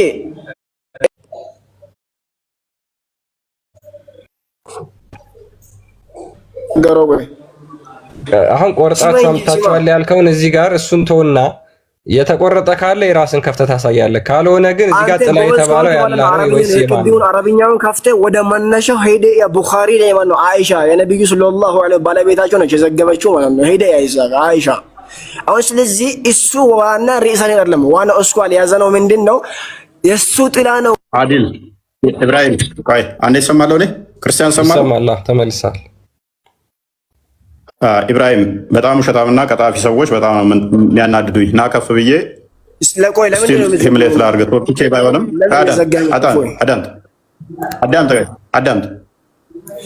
አዳምጥ የኔ ኦዲየንሶች በደንብ ጠንቅቀው ነው የሚያውቁኝ። አዳምጥ አትቸኩል። ወራዳና ውሸታም ዋብያ ኡስታዞች ማለት እንደዚህ ናቸው። በፕሮፋይል እንደዚህ እያያችሁት አንድ አይደለም። እኔ ይሄንን ከስድስት በላይ እሰጥሃለሁኝ። ከስድስት በላይ ማስረጃ እሰጥሃለሁኝ። በሱ ሼድ እንደሆነ ሚዩትና ተረጋጋ። ከስድስት በላይ እሰጥሃለሁ። ይኸው ካሜራ እንዲመክፈት ትችላለህ። አንድ ማስረጃ ብቻ ተቆርጧል ያልከውን እንደተቆረጠ ማስረጃውን አውጣና አሳየን። ስክሪንሻት አድርግና አሳየው። ወራዳ ውሸታም አጭበርባሪ ስለሆናችሁ ሰው እንዲነቃብህ ነው ከፍ ያደረግኩ። አሁን አንድ ማስረጃ ብቻ አውጣ። አንድ ብቻ ማለት ነው። ቶፒክ አይደለም ባይዜ እኔ ሼዱ ስለሆኑ ነው ቢልም እስማማዋለሁኝ። ቅድም ሌሎቹን ስስማማ እንደነበረው ማለት ነው። ሚዩት ነህ እያልኩ ነው። ስለዚህ እንደዛ የማላስሄድህ ለምንድን ነው? እሱ እየዋሸ ስለሆነ ሚዩት ነህ። ማስረጃውን አውጣ። አሁን ማስረጃውን አውጣ።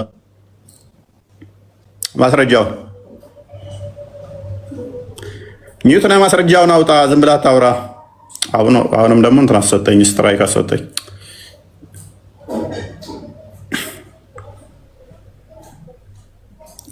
ሲነግሩት የማይሰማም ደግሞ ለምንድን ነው ስትራይክ ይሰጠኛል? ደግሞ ፊቱ የሆነ እየዛተ እየመሰላቸው ነው እንዴ? እንትን ይሰጠኛል ሀገር ላይም ሪከመንድ እንዳይሆን ይሆናል ምናምን ይለኛል። እኔ በነገራችን ላይ ከምትጸየፈውና ከምጠላው ምን እንደሆን ታውቃላችሁ? ቻሌንጅ አድርጉኝ፣ ችግር የለብኝም። ግን ማስረጃ አንጡ። በማስረጃ እናውራ። ተረት ተረት አታውሩ። አዎ ቻሌንጅ አድርገኝ፣ ከዋሻው በማስረጃ ያዘኝ። ነገር ግን ቀጥፈሃል ብለኸኝ አታልፋትም። በፍጹም አላሳልፍህም። አላቀውም ካልክ አሳልፍሃለሁ። ኢቭን ብሰድበኝ አሳልፍሃለሁ። ብሰድበኝ መሀይምነህ፣ ደደብነህ፣ ደንቆሮ ምናምን ብትለኝ አሳልፍሃለሁ። ዋሽተሃል የሐሰት መረጃ ነው ካልከኝ ግን አላሳልፍህም። ያመጣኸው ቀጥፈሃል ወይም ዋሽተሃል ምትል መቼም አሳልፊያችሁ አላቅም፣ አላሳልፋችሁም። ደደብ መሀይም ምንም አታውቅም ምናምን እሱ ማተር አያደርገኝም። እንደዛ ብለህ ብትሰድበኝ ዋሽተሃል ሐሰት ነው ያመጣው ማስረጃ ብለህ ግን አታልፋትም። አታልፋትም፣ በፍጹም አታልፏትም ማለት ነው። ስለዚህ እስካሁን ድረስ ስሞግታቸው የነበሩ ልጆች ካያችሁ አርሹ ነው ስል አልተከራከርኳቸውም። ዳስ ጉድ። እሺ አርሹ ከሆነ ግን እንደዚህ ይሆናል፣ እንደዚህ በዚህ ምክንያት አርሹ ከስር ይሆናል፣ አርሹ ትልቅዬ ነው የምትሉት፣ ስለዚህ እንትን ይሆናል ማለት ነው እያልኩ ነው ስወያያቸው የነበረው። ይህንን ያላሳለፍኩት ምንድን ነው ስህተቱን እኔ ላይ ለመጫን ፈለገ። ምን በማድረግ ዋሽተሃል፣ ሀዲሱ እንደዛ አይደለም፣ አረብኛው እንደዛ ብሎ ማለት ነው። ምክንያቱም ይሄ ታክቲካቸው ነው፣ ለማያቅ ሰው የሚያጭበረብሩበት ስለሆነ እኔ ጋር እንደዛ አታልፋትም። ምክንያቱም ፈተዋችሁ ምን እንደሆነ አውቀዋለሁ። ዘሆል ሀዲሳችሁ ሙስሊም ላይ ያለው ምን እንደሚል፣ ቡሃሪ ላይ ምን እንደሚል፣ አቡ ዳውድ፣ አናሳይ፣ ሌሎቹም ላይ ራይዶት ሰሊን ላይ ምን እንደሚል ሌሎቹንም አይቼ ከዛ በኋላ እንትኖቻችሁ የሀዲስ ሊቃኖች ምን ብለው እንደፈቱት አይቼ ለሚጠየቁት ጥያቄ ምን ሊሰጡ እንደሚችሉ መልሱን አይቼ ነው የምመጣው። ዘሆል አጥንቼ ነው የምመጣው። ስለዚህ ዝም ብዬ የሆነ ጥራት ነጠቅ የሆነ ነገር ይዤ አልመጣም። እያንዳንዷን እንትኗን አይቼ ነው የምመጣው። ሰው አንድ አዲስ ይዤ አይደለም የምመጣው፣ አንድ መረጃ ይዤ አይደለም የምመጣው።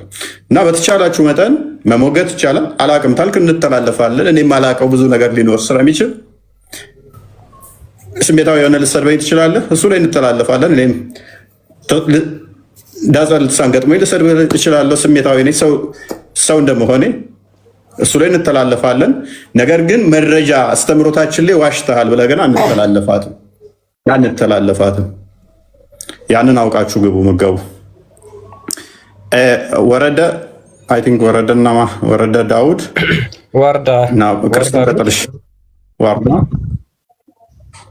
ዋርዳ ኦኬ። ለችም አብዱ ኢድሪስ አይ ሰላም፣ እንኳን ደህና መጣ። እንኳን ደህና ቆያችሁ። ሰላም ነው ፉይ። ኦኬ፣ ጥያቄያችንን ሰምተዋል አብዱ? ፀሐይ በቂያማ ቀን መኩሪያ እኩል ያህል ትቀርባለች። ፀሐይ በቂያማ ቀን የመኩሪያ እኩል ያህል እናንተ ጋር ድረስ ትቀርባለች ይላል ነብይ። ነብይ ሳይሆን ቁርአን ነው ያለው። አላህ ነው። ቁርአን ሳይሆን ሐዲስ ላይ ነው ያለው። ሐዲስ ነብይ ነው የተናገረው ቃል ነው። ኦኬ፣ ችግር የለውም። አሁን እሱ ከሌ ተናገረው እኛ ማተር አያደርገንም። ዳዝ ማተር። ጥያቄው ከዛች ከፀሐይዋ ማን ነው የሚያድናችሁ? አላህ በአርሽ ጥላ ስር የሚያስጠልላቸው ሰዎች አሉ። ኦኬ፣ አርሹ ወርዶ ነው በፀሐይዋ መካከል ሆኖ ነው የሚያድናችሁ ወይስ እዛው ባለበት? ብራዘር፣ አንተ አሁን ስትጠይቅ ለክርክር አይደለም መጠየቅ ያለብህ። እንደ መማማር ከሆነ እንደ መማማር ነው መጠየቅ ያለብህ። ቋንቋዎችን አበላሻለሁ ወይ የሆነ ነገሮች እንትን ቀይሬ የራሴን የሆነ ዲያሎግ ሰጥቼ ተውላለሁ ምናምን የምትል ከሆነ አያስሄድም። መልስ ለጠየቁ ጥያቄ፣ አርሹ ወርዶ ከፀሐይዋ ስር ሆኖ ነው የሚያድናችሁ? ከፀሐዩ የሚያድናችሁ ወይስ እንዴት ነው? አላህ በማስረጃ ታወራለህ። ስማ፣ አላህ በአርሽ ጥላ ስር ነው ያለው እኮ። የአርሹ ጥላ ነው። ስለዚህ የአርሹ ጥላ ነው የሚያድናችሁ አይደል? በአርሽ ጥላ ስር ሲል የራሱ የሆነ መከለያ አለ ማለት ነው። በጣም ጥሩ። ፀሐይ የምትገኘው ከአርሹ በታች ነው ከአርሹ በላይ ነው? እንዴ ከአርሽ በላይ ነው? ከአርሽ በታች ማለት የት ነው የምትገኘው? ፕላኔት። ፀሐይ እኮ ፕላኔት ነች። ቁርአን ነብይ አያውቀውም፣ ቁርአን አያውቀውም። ስለዚህ እኔም ጠይቀን ብቻ መልስልኝ እኮ። እኔ አሁን እየነገርኩህ እኮ ነው። ፕላኔት ነች። ባይዘዊ እናንተ በገስ ነው የምትከራከሩ። ምንም አይነት ሀሳብ መልስ። ፀሐይ የት ነው ያለችው ያላችሁ ናችሁ። ስማ፣ ፀሐይ የት ነው ያለችው? ፀሐይ ፕላኔት ነች። ከአርሽ በታች ነች ወይስ ከአርሽ በላይ? አርሽ ደግሞ አንድ አይደለም። እኔ ጠየቅኩህ በነብይ አስተምሮ በሳይንሱ አይደለም። አላህ ከአርሽ በላይ ነው ያለው። እሺ፣ ፀሐይዋስ? ገባህ? ፀሐይ ደግሞ ከአርሽ በታች ነው ያለችው። በጣም ጥሩ። በቂያማ ቀን ፀሐይዋ የት ነው? አርሹ የት ነው የሚሆነው? አንተ አሁን የምትጠይቀኝ የቶም ኤንድ ጄሪ የሆነ ወሬ ነው። ዝም ብለህ እስልምና ቶም ኤንድ ጄሪ ነው ባይዙ። እኔ አልከራከርም። ለምን መሰለህ? በነገራችን ላይ አብዱ እኔ ታርግልኝና ከእናንተ አስተምሮ ቶም ኤንድ ጄሪ ትምህርት ይሰጣል። ከእናንተ አስተምሮ ማለት ነው። ቶም ኤንድ ጄሪ የተሻለ ትምህርት ማግኘት ይቻላል። ከዛ አሁን የምጠይቅን ጥያቄ ብቻ ቀጥል፣ መልስ መልስልኝ።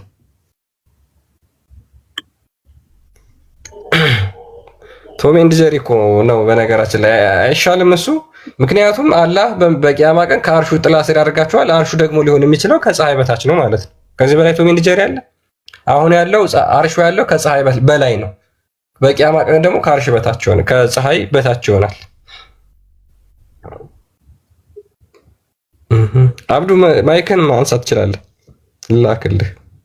ያ ሌላኛው አስገራሚ ነገር ፀሐይ ለአላህ ታዛዥ ነው። አርሹ ባይዘዊ ችግር የለውም። ፀሐይ አላህ መሬትም ሰማይም የሱ ናቸው። ገባህ? ፍጥረታት በሙሉ የሱ ናቸው። ነቢያትም ብትል ምንም ብትል ሁሉንም ነገር የማዘዝ አቅም ያለው አላህ አዘወጀል ብቻ ነው። የሰባት መሬት የሰባት ሰማይ ባለቤት አዛትም አልወጣንም እኛ ያልተጠየቅነው አትመልስ አብዱ እኮ ምነግር ነገር አልኩ።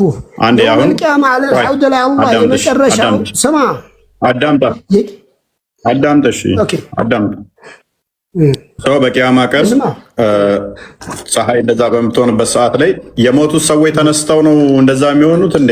ሙታን ምክንያቱም አስቀድሞ ሁሉም ይሞታሉ አይደል? ሁሉ የተባለ ይቀሰቅሳል። ቀድሞ የሚነሳው ማን ነው? ሁሉም ይቀሰቅሳል። ፍጡር የተባለ ይቀሰቅሳል። ገባህ? ኦኬ። ያን ጊዜ ከዛ ፀሐይ እንዴት ትሆናለች? አላህ እንዴት ትሆናለች? ስማ፣ የሰው ልጅ እኮ የፍርዱን ቀን ያፍጥንልን ብሎ እኮ አማላጅ ይልካል። ረሱልን ነው አማላጅ የሚልከው። ገባህ?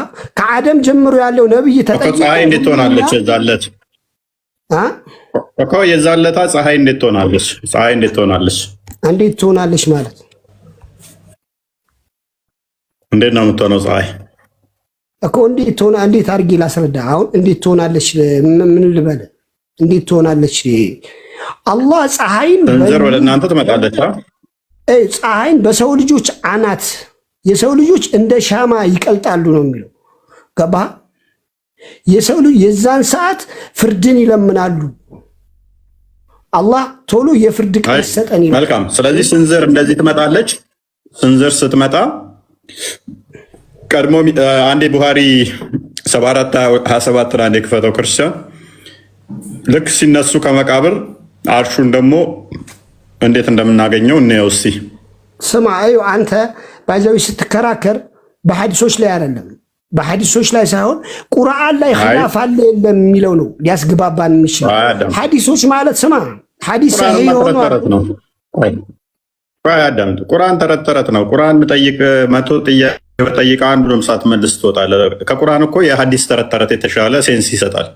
ቁርአን ምን መልሳለሁ? ምንም የለውም እኮ ምንም። ቁርአን ላይ መቶ ጥያቄ ብጠይቅህ አንዱንም ሳትመልስ ነው የምወጣው። ቁርአን እኮ ዝም ብሎ ከቁርአን ይልቅ እና አይሻ እና አቡ ሁረይራ ያወርዱ ለምን መሰለህ? እኔ በእምነቴ አዳምጥ። ቁርአን ስለዚህ ጉዳይ ምንም ያውቅ የለም። ከቁርአን ይልቅ እና አቡ ሁረይራ ያወሩት ተረት ተረት እና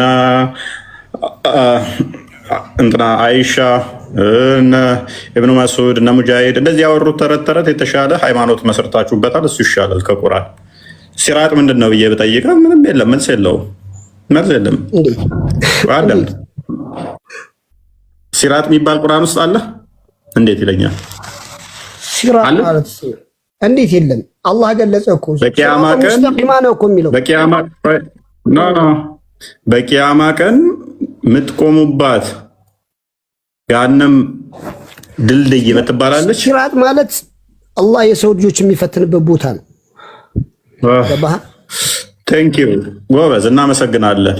ስለዚህ ኢዲና ሲራጠል ሙስተቂም ባልክ ቁጥር አላህ ሆይ ወደዛ ወደ ገሃነም መንገድ ምራኝ እያልከው ነው ማለት ነው። ወደ ዛች ወደ ኢድናል ሲራጠል ሙስተቂም ስትል ወደዛ ወደ ገሃነም መንገድ ምራኝ እያልክ ነው ማለት ነው። እንጂ ፎይ እንደው ምን አይነት ድንቁራ አረጋር ነው የሚረዱ ስላላህ ብለ ሲራጥ የሚለው መጀመሪያ ብዙ አይነት ትርጉም አዳምጥ አለ ብለህ ስላመጣኸው ነው። ኢዲናል ሲራጠል ሙስተቂም የሚለው ይረዳኛል ብለህ ከጠቀስከው፣ ስለዚህ ምራኝ እያልክ የገሃነም መንገድ ምራኝ እያልክ ነው ማለት ነው።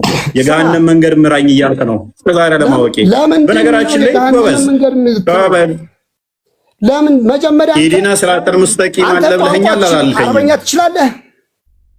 አለ ብለኸኛል የለም ብለኸኛል? ትችላለህ ወይ አረበኛ? ቆይ አንተ አለ ትችላለህ ያልከኝ የለም ነው ያልከኝ። ቋንቋ ትችላለህ አትችልም? አለ ነው የለም ነው ያልከኝ? ትችላለህ አትችልም? ይሄን ብቻ መልስ አለ ነው የለም ነው ያልከኝ? ሰማኝ። አረበኛ ቋንቋ ትችላለህ አትችልም? ሁለቱንም ትራንስሌት እያደረክ ነው የምተረጉመው። ከዛ ውጭ አትችልም። ቋንቋ ለምን አስተምራለሁ? አትችልም። ቋንቋ አትችልም። አንተ አረበኛ ቀርቶ በአማርኛ ሰው ጋር መግባባት አልቻልክም እኮ ና ይኸውልህ እንዴት እንደምለጥፍ ላሳይህ። ሂብሌት ላድርግህ ከፍ ላድርግህና እኔ ስለማውራት ስለማጠንቅቄ ማለት ነው። በቂያማ ላይ ወይንም ደግሞ ቋዳም ተረጋጋ፣ ፓኒክ አታድርግ። እኔ ቁርአንና ሐዲስን ከሀስከፈ አይቼዋለሁ፣ አንብቤዋለሁ፣ እኛ አውቀዋለሁ። ምኑ ጋር እንዳለ አውቃለሁ። ክርስቲያን ተረጋጋ፣ ፓኒክ አታድርግ። አሁን ጠይቀሃለሁኝ። አንድ መረጃ ብቻ የምታመጣው ክርስቲያን አዘጋጅልኝ። ሱረቱ ፈቲሃ 6ኛውን አያ፣ ሱራ 34 24ኛውን አያ፣ ሱራ 19 71ኛውን አያ አዘጋጅልኝ ክርስቲያን። አሁን ላወራዋት እኔ መረጃ እጠቅስብሃለሁ። ቆይ ተዘጋጅ። አሁን አንተ ፓኒክ አታድርግ፣ ዶክተር ዛኪር አንቀጽ አዳምጥ። አሁን በገሃነም ላይ ድልድይ አለ የሚል አንድ ጥቅስ ብቻ ከቁርአን አንድ ጥቅስ ብቻ አምጣ። እኔ ንጽጽር አቆማለሁ። ወለ ቀጥል። ምን አይነት ላንጣ? ምን ላንጣል? ከቁርአን አንድ የቁርአን ጥቅስ እቺ ሲራጥ የምትባለው በገሃነም ድልድይ ነች የሚል አንድ ካመጣ ገሃነም ትገባላችሁ ነው እንጂ የሚለው ድልድይ በገሃነም ላይ አለ የሚል ሲራጥ ማለት ምን? አረበኛ ቋንቋ ምንድነው? ፕሩፍ ስታደርገው ሲራጥ ምንድነው? በአረበኛ ቋንቋ አዳምጥ። እኛ ቅያማ ቀን ምድርና ሰማይ ሲጠቀለሉ ሲራጥ ላይ ይሆናሉ የሚለው ማለት አረበኛ ቋንቋ ላይ ምን ማለት ነው? አሁን እንደ ቋንቋ እንዳስተምሮት እኮ ማስረጃን የጠየኩህ በቂያ ማለት የምትሆኑበት ድልድይ አለ ወይም መንገድ አለ የሚል አንድ አምጣ። እኔ እኮ ላስረዳህ ማስረጃ አንተ ዝም ብለህ አትጩ። አንተ የመጨረሻ ፐርፎርማንስ ተረት አንተን አልፈልግም። ስማ አንተ ጀዝባ አሽሻ ስማ፣ የምትሰማ ከሆነ እዚህ ድራገን እየመጣ እዚህ በሰው አየር ማስረጃ ስድብ መልስ አይሆንም። ማስረጃ ነው። እኔ ሰድባ እኔ መልስ አይሆንም ስድቡ ማስረጃ። እስልምናን እኔ በእኔ ልክ ማስረጃ ይደረጋል። እኔ ማስረጃ ላቀርብልህ ምናምን እችላለሁ። ማስረጃ ልስጥህ። ምን አይነት በቃ ጥቀስ። ሲራጥ ማለት በቂያማ ቀን ምድርና ሰማይ ሲጠፉ ሲራጥ የሚባል ወይንም ድልድይ የምትባል ያቺ ቀጭን መንገድ በገሃነም ላይ ቁርአን ላይ ያለች ምድርና ሰማይ አይጠፋም። አላህ ቂያማን የሚያቆማት አዲስ መሬት ዘርግቶ ነው። አዲስ ደም ያልፈሰሰባት መሬት ላይ ነው ቂያማ የምቆመው። የአሁኗ መሬት ላይ አይደለም ቂያማ የምቆመው። ስማ፣ አሁን ያለንባት መሬት ላይ አይደለም ቂያማ የምቆመው። ስለዚህ ምድርና ሰማይ ሲጠቀለሉ ሰዎች ነው የሚሆኑት። ምድርና ሰማይ ሲጠቀለሉ ሰዎች ነው የሚሆኑት። እሺ የምናወራው እኮ ስለ ፈጣሪ ነው። ምድርና ሰማይ ሲጠቀለል አላህ እኮ ነው የምናወራው። ምድርና ሰማይን አንተን የፈጠረ ጌታ እኮ ነው የምናወራው። እና ያንን የት ይሆናል? ችግር የለውም። እኔም እያወራለሁ ስለሱ የሰው ልጅ ይሞታል። ምድር የሚፈጠረው ናና ነው እንኳን የሰው ልጅ መላእክቶች ሁሉ ይሞታሉ። ይሞታ ምድር ጠፋች። ምድር ጠፋች ሲባል እንዴት ኢነርጂ ድሬን እንደሚያደርጉ ይኸው ምድር ጠፋች ከተባለ ሰማይም ጠፋች ከተባለ አዳም አንተ ደንቆ this is Islamic stupidity ፕሊዝ ማስረጃ ታመጣም ማምጣትም አትችልም። ኤኒዌይስ ቶፒኩን ሽፍት ለማድረግ ብትሞክርም የትኛውን ቦታ ገብቼ እዛለሁ። አሁን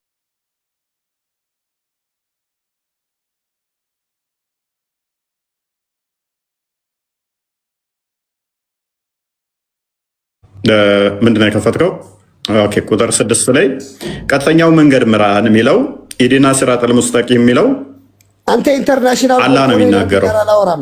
አዳምጥ፣ ኧረ በእናትህ አዳምጥ ፕሊስ አዳምጥ። ስድቡ ይደርሳል፣ መልስ አይሆንም። እሱ ራሱ ነው አላህ ቀጥተኛ መንገድ ምራን የሚለው ወጣ ተሳርበህ።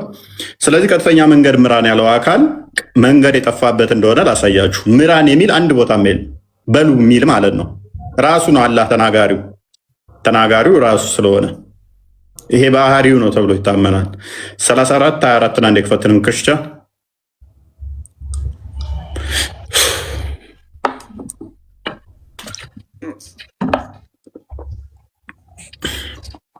ከሰማይና ከምድር በቅንፍ የገባ ነው የሚሰጣችሁ ማን ነው በላቸው? አላህ ነው።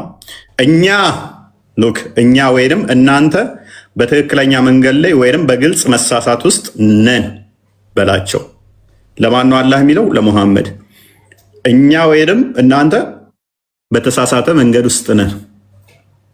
እርግጠኛ አይደለም አላህ፣ ሙሐመድም እርግጠኛ አይደለም። ገና መጥቶ ምን ይላል? እናንተ ወይም እኛ የተሳሳተ ነን፣ እናንተ ወይም እኛ ትክክል ነን። ሊሆን የሚችለውም ይሄ ነው ፕሮባብሊ። 1971ን ክፈትልኝ። 46 9ን አንዴ ክፈተው።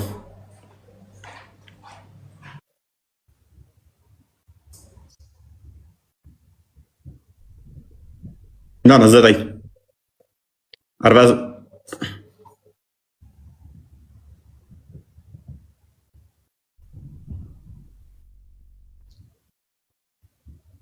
46 9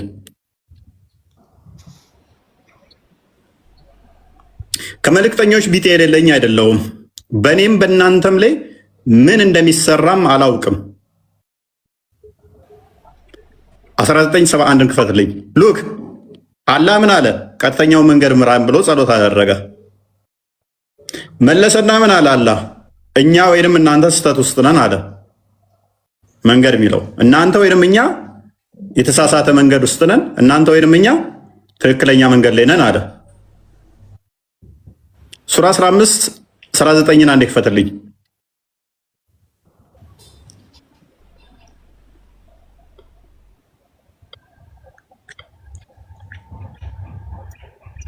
ጌታዬ ሆይ እኔ በማጥመምህ ይሁንብኝ፣ ለእነርሱ በምድር ላይ እሸልማቸዋለሁ፣ ሁሉንም አጠማቸዋለሁ። አላህ አጥማሚ ነው። አላህና ኢብሊስ ዳይሎግ ሲያደርጉ ምን አለ? አንተ እኔን አጥመሃል፣ እኔ ደግሞ እነሱን አጠማለሁ። አላህ ቤስት ዲሲቨር ነው የሚባለው ለዚህ ነው። ምርጡ አጭበርባሪ አጥማሚ። አንተ እኔን አጥመሃል፣ እኔ ደግሞ እሱን አጠማቸዋለሁ።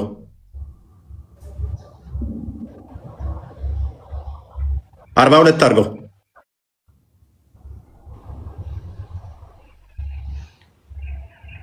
ኦኬ 41 አድርግልኝ።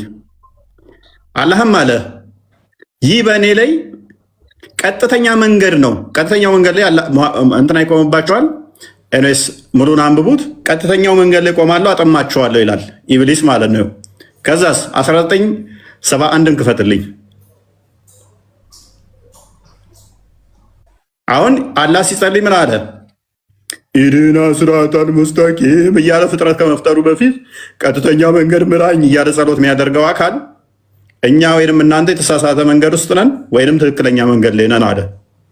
ኢብሊስ ደግሞ አንተ አጥመኸኛል፣ እኔ ደግሞ አጠማቸዋለሁ፣ መንገድ ላይ ቆምባቸዋለሁ፣ ቀጥተኛው መንገድ ላይ አለ። ሙሐመድ ደግሞ ምን አለ? በእኔም በእናንተ ላይ ምን እንደሚደረግም አላቅም አለ።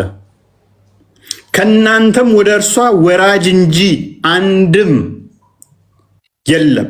መውረዱ ጌታ የፈረደው ግዴታ ነው። ሁሉም ምን የሚሉ ናቸው? ወራጅ ናቸው። ይህ ስለ ሙስሊሞች የተነገረ ነው። ይሄን ምን ብለው ይፈስሩታል? ሲራጥ ነው፣ ድልድይ ነው። ድልድዩ ላይ ይቆማሉ ማለት እንጂ ይገባሉ ማለት አይደለም ይላሉ። ገሃነም ውስጥ ይገባሉ ማለት ሳይሆን ድልድዩ ላይ ነው። ክፍሉ እያለ ያለው ግን ምንድን ነው? አንዳችሁም አትቀሩም፣ ሁላችሁም ትወርዳላችሁ። መውረዳችሁ ደግሞ ጌታ የፈረደው ነው። የት? ገሃነም። ይሄም ግዴታ ነው። ሲራጥ ብለው ሺህ ዓመት በኋላ የተጻፈ አዲስ ያመጡና ኖ ድልድይ ነው፣ ድልድይ ነው፣ በድልድዩ ላይ ይቆማሉ ለማለት ነው ይላሉ። አንድ ሀዲስ የለም፣ ሶሪ ቁርአን የለም ገሃነም ላይ ድልድይ አለ የሚል አንድ የለም። መውረድ ማለት መግባት ማለት ነው መውረድ ማለት እንጂ በድልድይ ላይ ማለፍ ማለት አይደለም። ድልድይ ካናት ነው የሚሆነው። መውረድ ከተባለ አንድ ነገር ግን መግባት ማለት ነው። አረብኛውም መውረድ ነው የሚለው መግባት ነው የሚያመለክተው ማለፍን አይደለም። ትንቢተ ኤርምያስ ምዕራፍ 6 ቁጥር 16 ና ይክፈትልኝ።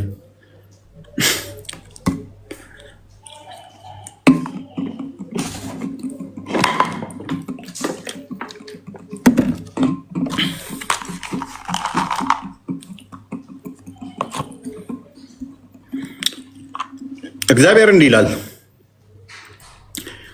እንዲህ ይላል በመንገድ ላይ ቁሙ። ምን ሴጣን አይደለም እኛ መንገድ ላይ የሚቆመው። በመንገድ ላይ ቁሙ ተመልከቱም፣ የቀደመችውን መንገድ ጠይቁ፣ መልካሚቱ መንገድ ወዴት እንደሆነች እወቁ፣ በእርሷም ላይ ሂዱ። ምን በቀደመችው መንገድ ላይ ቁሙ፣ በእርሷም ላይ ሂዱ፣ ለነፍሳችሁ እረፍት ታገኛላችሁ። ምን ለነፍሳችሁ ምን ታገኛላችሁ? እረፍት እንድታገኙ ከፈለጋችሁ በቀደመችው መንገድ ላይ ልትጓዙ ይገባል። ውዶቼ ምን ልታደርጉ ይገባል? በቀደመችው መንገድ ላይ ልትሄዱ ይገባል። መልካሚቱ መንገድ እሷ ነችና፣ መልካሚቱ መንገድ ወዴት እንደሆነች እወቁ፣ በእርሷ ላይ ሂዱ፣ ለነፍሳችሁ እረፍት ታገኛላችሁ። እነርሱ ግን አንሄድባትም አሉማ ሙስሊሞች። ቀደመችውን እውነተኛይቱን የነቢያቱን ሐዋርያቱን መንገድ አንከተልም፣ ከጊዜ በኋላ የመጣውን የመሐመድን ተረት ተረት ነው የምንከተለው አሉ ሙስሊሞች። የመሐመድን ተረት ተረት ብንከተል ይሻላል አሉ። የአብ ልጅ በስጋ ተገልጦ የአጋንንትን ስራ ሲያፈርስ ዕብራውያን ምዕራፍ 2 ቁጥር 15 አንዴ ክፈተው። እነሱ ግን ነው አንቀበልህም አሉት። የአብ ልጅ በስጋ ተገለጠ፣ ቀደመችይቱ መንገድ ተከተሉ ተብለናልና እነሱ ግን አንከተልም አሉት። እንግዲህ ልጆቹ በስጋና በደም ስለሚካፈሉ እርሱ ደግሞ በሞት ላይ ስልጣን ያለውን በሞት እንዲሽር ይኸውም ዲያብሎስ ነው። በሕይወታቸው ሁሉ ስለ ሞት ፍርሃት በባርነት የታሰሩ የነበሩትን ሁሉ ነፃ እንዲያወጣ በስጋና በደም እንዲሁ ተካፈለ። ክርስቶስ ስለ እኔና ስለ እናንተ እኛን ከባርነት ወደ ልጅነት ሊመልስ በስጋና በደም ተካፈለ። ዮሐንስ 1:12 አንድ ይክፈትላችሁ። በስጋና በደም ምን ስለኛ ተካፈለ? ምን ሊያደርግ? በሞት ላይ ስልጣን ያለውን ዲያብሎስን ሊሽር። ወደ ገዛ ወገኖቹ መጣ፣ አልተቀበሉትም። ለተቀበሉት ግን በስሙ ለሚያምኑ ለእነርሱ የእግዚአብሔር ልጆች የሆኑ ዘንድ ስልጣን ሰጣቸው። እነርሱም ከእግዚአብሔር ተወለዱ እንጂ ከወንድ ወይም ከስጋ ፍቃድ ወይም ከወንድ ፍቃድ አልተወለዱም። ከእግዚአብሔር የተወለደ ደግሞ የእግዚአብሔር ልጅ ደግሞ ሮሜ ምዕራፍ 8 ቁጥር 15 ከእግዚአብሔር የተወለደ ምንድን ነው? ሮሜ ምዕራፍ 8 ቁጥር 15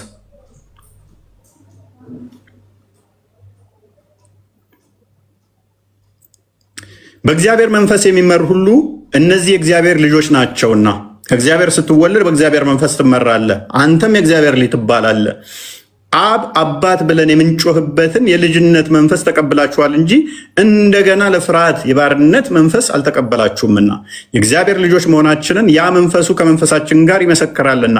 ልጆች ከሆንን ወራሾች ነን፣ ደግሞ ነን ማለት የእግዚአብሔር ወራሾች ነን። አብረንም ደግሞ እንድንከብር አብረን መከራን ብንቀበል ከክርስቶስ ጋር አብረን ወራሾች ነን። በእስልምና ውስጥ አንዳችሁም አትቀሩም ወራጆች እንጂ ወዴት? ወደ ገሃነም። በእኛስ ወራሾች ነን። እግዚአብሔር ልጆች ከሆን እንወርሳለን፣ ወራሾች ነን። እርሱ ክርስቶስ የእግዚአብሔር ልጅ በስጋ የተገለጠው በስጋ የመጣው ዮሐንስ ወንጌል ምዕራፍ 20 ቁጥር 30 ላይ እርሱ በስጋ የመጣው በእርሱ አምነን የእግዚአብሔር ልጅነትን የተቀበልን ይሄ ወንጌል የተጻፈልን ኢየሱስ በዚህ መጽሐፍ ያልተጻፈ ብዙ ያደረጋቸው በደቀ መዛሙርቱ ፊት አለ። ነገር ግን ኢየሱስ እርሱ ክርስቶስ የእግዚአብሔር ልጅ እንደሆነ ታምኑ ዘንድ አምናችሁ በስሙ ሕይወት የሆነላችሁ ዘንድ ይሄ ተጽፏል። አምነን እርሱ የእግዚአብሔር ልጅ እንደሆነ እንድንድን ይሄ ወንጌል ተጽፎልናል። ሱራ 18:4 ቁርአንስ ለምን ተጻፈላቸው? እንዲክዱ፣ ይሄንን ጥቅስ እንዲክዱ። እነዚያም አላህ ልጅን ይዟል ያሉትን ሊያስፈራራ አወረደ። ቁርአን የወረደው ለምንድን ነው? ኢየሱስ የእግዚአብሔር ልጅ ነው የሚሉትን ለማስፈራራት። ወንጌል ለምን ተጻፈ? እኛ የእግዚአብሔር ልጅ ኢየሱስ መሆኑን አምነን እንድንድን። ቁርአንስ እኛን ሊያስፈራራ። ክርስቶስ እንደዚህ አለ፣ ማቴዎስ ወንጌል ምዕራፍ 16 ቁጥር 16 ከ13 ጀምረ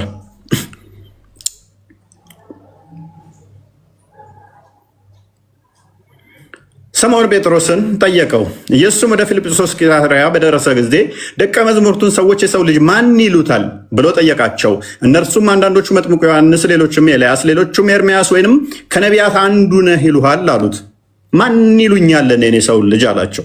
በስጋ ከማርያም እንደመወለዱ እዞት የመጣው ያ ስጋና ደም ከማርያም የነሳው ነውና ራሱን የሰው ልጅ ብሎ ይጠራል ክርስቶስ። አዎ እሱ አምላካችን በስጋ የተገለጠ የሰው ልጅ፣ የአብ ልጅ የሰው ልጅ ተብሎ ይጠራል።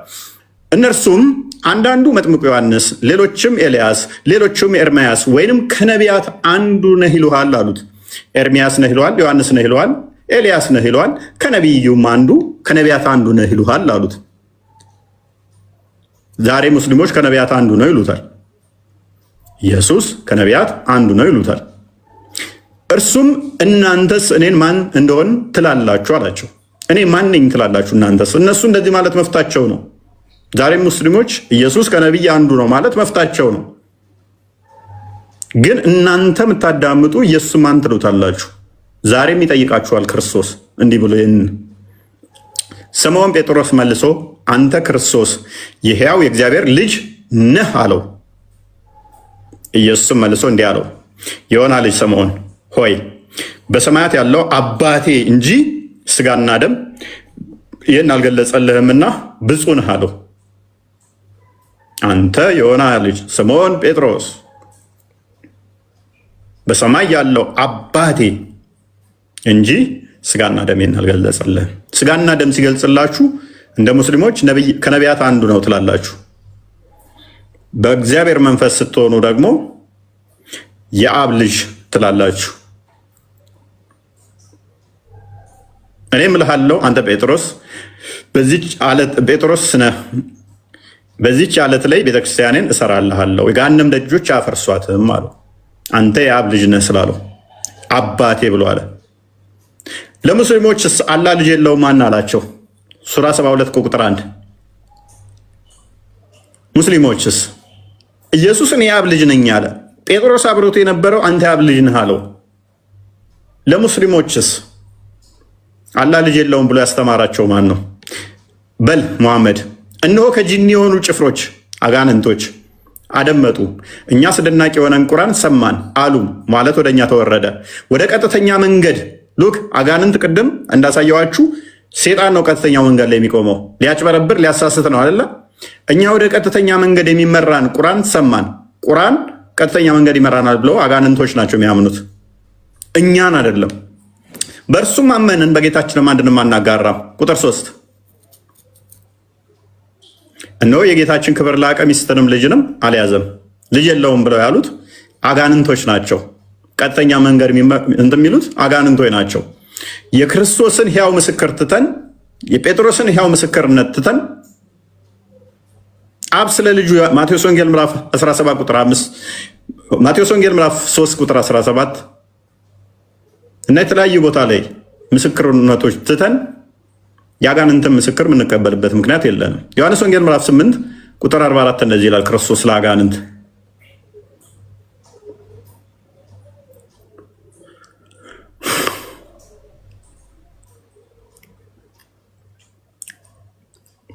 እናንተ ከአባታችሁ ከዲያብሎስ ናችሁ፣ የአባታችሁ ምኞት ልታደርጉ ትወዳላችሁ። ዲያብሎስ ምን አለ? ልጅ የለውም አለ። ዛሬም ሙስሊሞች እንደ አባታቸው እንደ ዲያብሎስ ምን ይላሉ? አምላክ ልጅ የለውም፣ ስለዚህ አብ ልጅ የለውም ይላሉ። ስለዚህ እናንተ እንደ አባታችሁ እንደ ዲያብሎስ ናችሁ። ምክንያቱም የአባታችሁ ምኞት ልታደርጉ ትወዳላችሁ። አጋንንቶች እንደካዱት እናንተም ትክዳላችሁ። እርሱ ከመጀመሪያ ነፍሰ ገዳይ ነበር፣ እውነትም በእርሱ ስለሌለ በእውነት አልቆመም። ሐሰትን ሲናገር ከራሱ ይናገራል፣ ሐሰተኛ የሐሰትም አባት ነውና። ሙስሊሞችም እንደዚሁ ናቸው። ቢበቃንስ? ቴንኪው በጣም ቃለ ሕይወት ያሰማልን። ከብዙ ጭቅጭቅ በኋላ ያው ጥሩ ትምህርት ጥያቄ ቅድም ልመልስልህ። በቃን ወንድማችን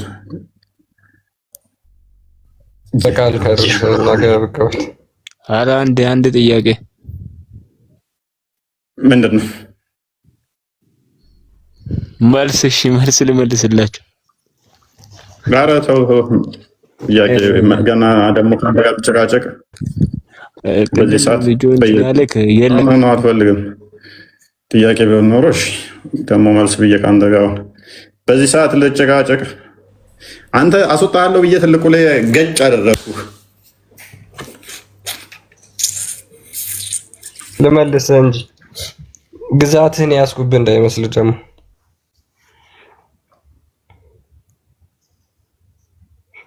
ደህና ደር። በቃ አረፍታ ጉንፋና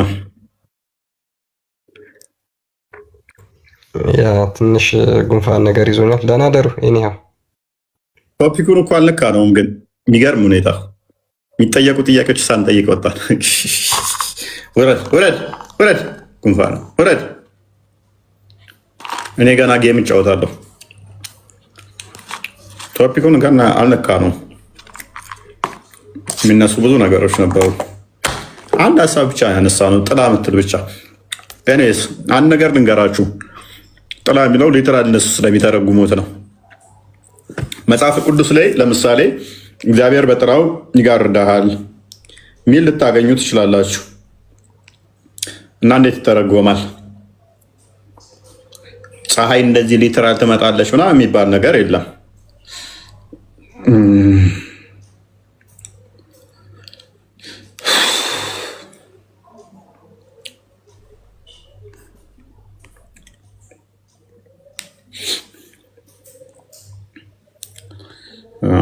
አንዴ መዝሙረ ዳዊት ላይ ብዙ ቦታ ላይ እንደዚህ አይነት ነገሮች ይኖራሉ እና እኛ ሊተራል ምንወስድ አይደለንም።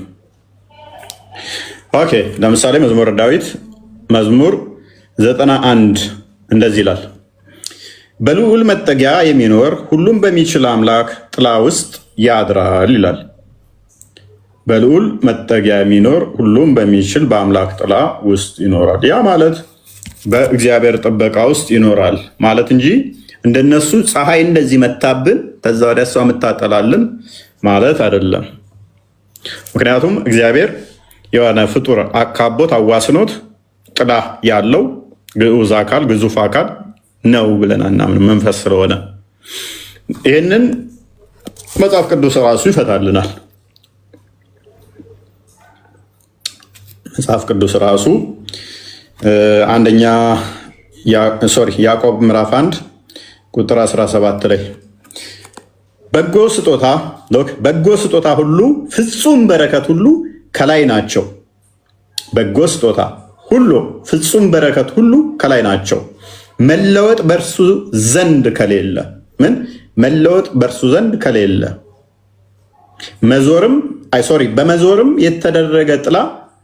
በመዞርም የተደረገ ጥላ በእርሱ ዘንድ ከሌለ የብርሃናት አባት ይወርዳሉ። በእሱ ዘንድ መለወጥ መቀየር ጥላ የለም። እሱ እንደዚህ የሚለዋወጥ የሚቀያየር የሚገለባበጥ የሚመጣ የሚሄድ ጥላ ያለው አይደለም። መጽሐፉ ይመልሰዋል እኛ ማለት ነው። ስለዚህ እነሱ ግን ምንድነው እሱ ፀሐይዋ እንዲህ ትመጣለች ከዛ ላቡ ሆነ ሜታፎር አይደለም፣ ቀጥታ አድርገው ስለሚወስዱት ነው። ሊትራል አድርገው ስለሚወስዱት ነው። እና እንደዛ ነው፣ ቀጥታ ስለሚተረጉሙት ስለሚወስዱት ነው። እና ጥላ ያለው ነገር ደግሞ ኦሎይስ የሆነ ቦታ ላይ ነው ሻዶ የሚሰራው ማለት ነው። ጥላችሁ እናንተ እዚህ ያላችሁ እንዲህ ጥላችሁ ሌላ ቦታ ላይ የሚሰራው ውችዝ እዛ ቦታ ላይ የላችሁም ማለት ነው። እኛ ደግሞ እንደዛ እናምን እና እንደዛ ነው። ሜይ ቢ ገብቷችኋል። ካልገባችሁ ደግሞ ውሃ እየጠጣችሁ እንትን በሉት፣ አወራርዱት ማለት ነው። አወራርዱት። ሌላ ምን ቀረን? ለካ እንቅልፍ ምናምን የሚባል አለ። ስንት ሰዓት ነው? 6:30 ለነገ ስንት ሰዓት ቀረው? አሁን ለነገ ስንት ቀረው? 5:30 5:25 ይቀረዋል ለነገ ማለት ነው። ስለዚህ 5 ሰዓት አለው የምትተኙት ማለት ነው። 5 ሰዓት ያህል ትንሽ ታንሳለች ይባላል። 7 ሰዓት አልተኙ ነው የሚባለው። እንደ ሳይንሱ ከ6 ሰዓት ያላነሰ አትሊስት 7 ሰዓት አልመተኛ ጥሩ ነው። ከ6 እስከ 8 ባለው ውስጥ 4 ሰዓት እና 5 ሰዓት ከሆነ የማስታወስ ችሎታችሁን ይገላል። ኤነርጂያችሁን እንትን ይላል ምናምን እና ከ7 ያላነሰ መተኛ ጤናማ ነው ምናምን ይባላል እና በተለይም አረብ ሀገር ያላችሁ ግን ተኙ። ረጅም ሰዓት ስልክ ላይ ምናምን አትሁኑ። አይምሯችሁ እንትን ያደርገዋል። በብዙ ነገር አይምሯችሁ እዛ ላይ ስልካችሁ ላይ ይጠመድና ፐርሰናል ላይፋችሁ ይበላሻል።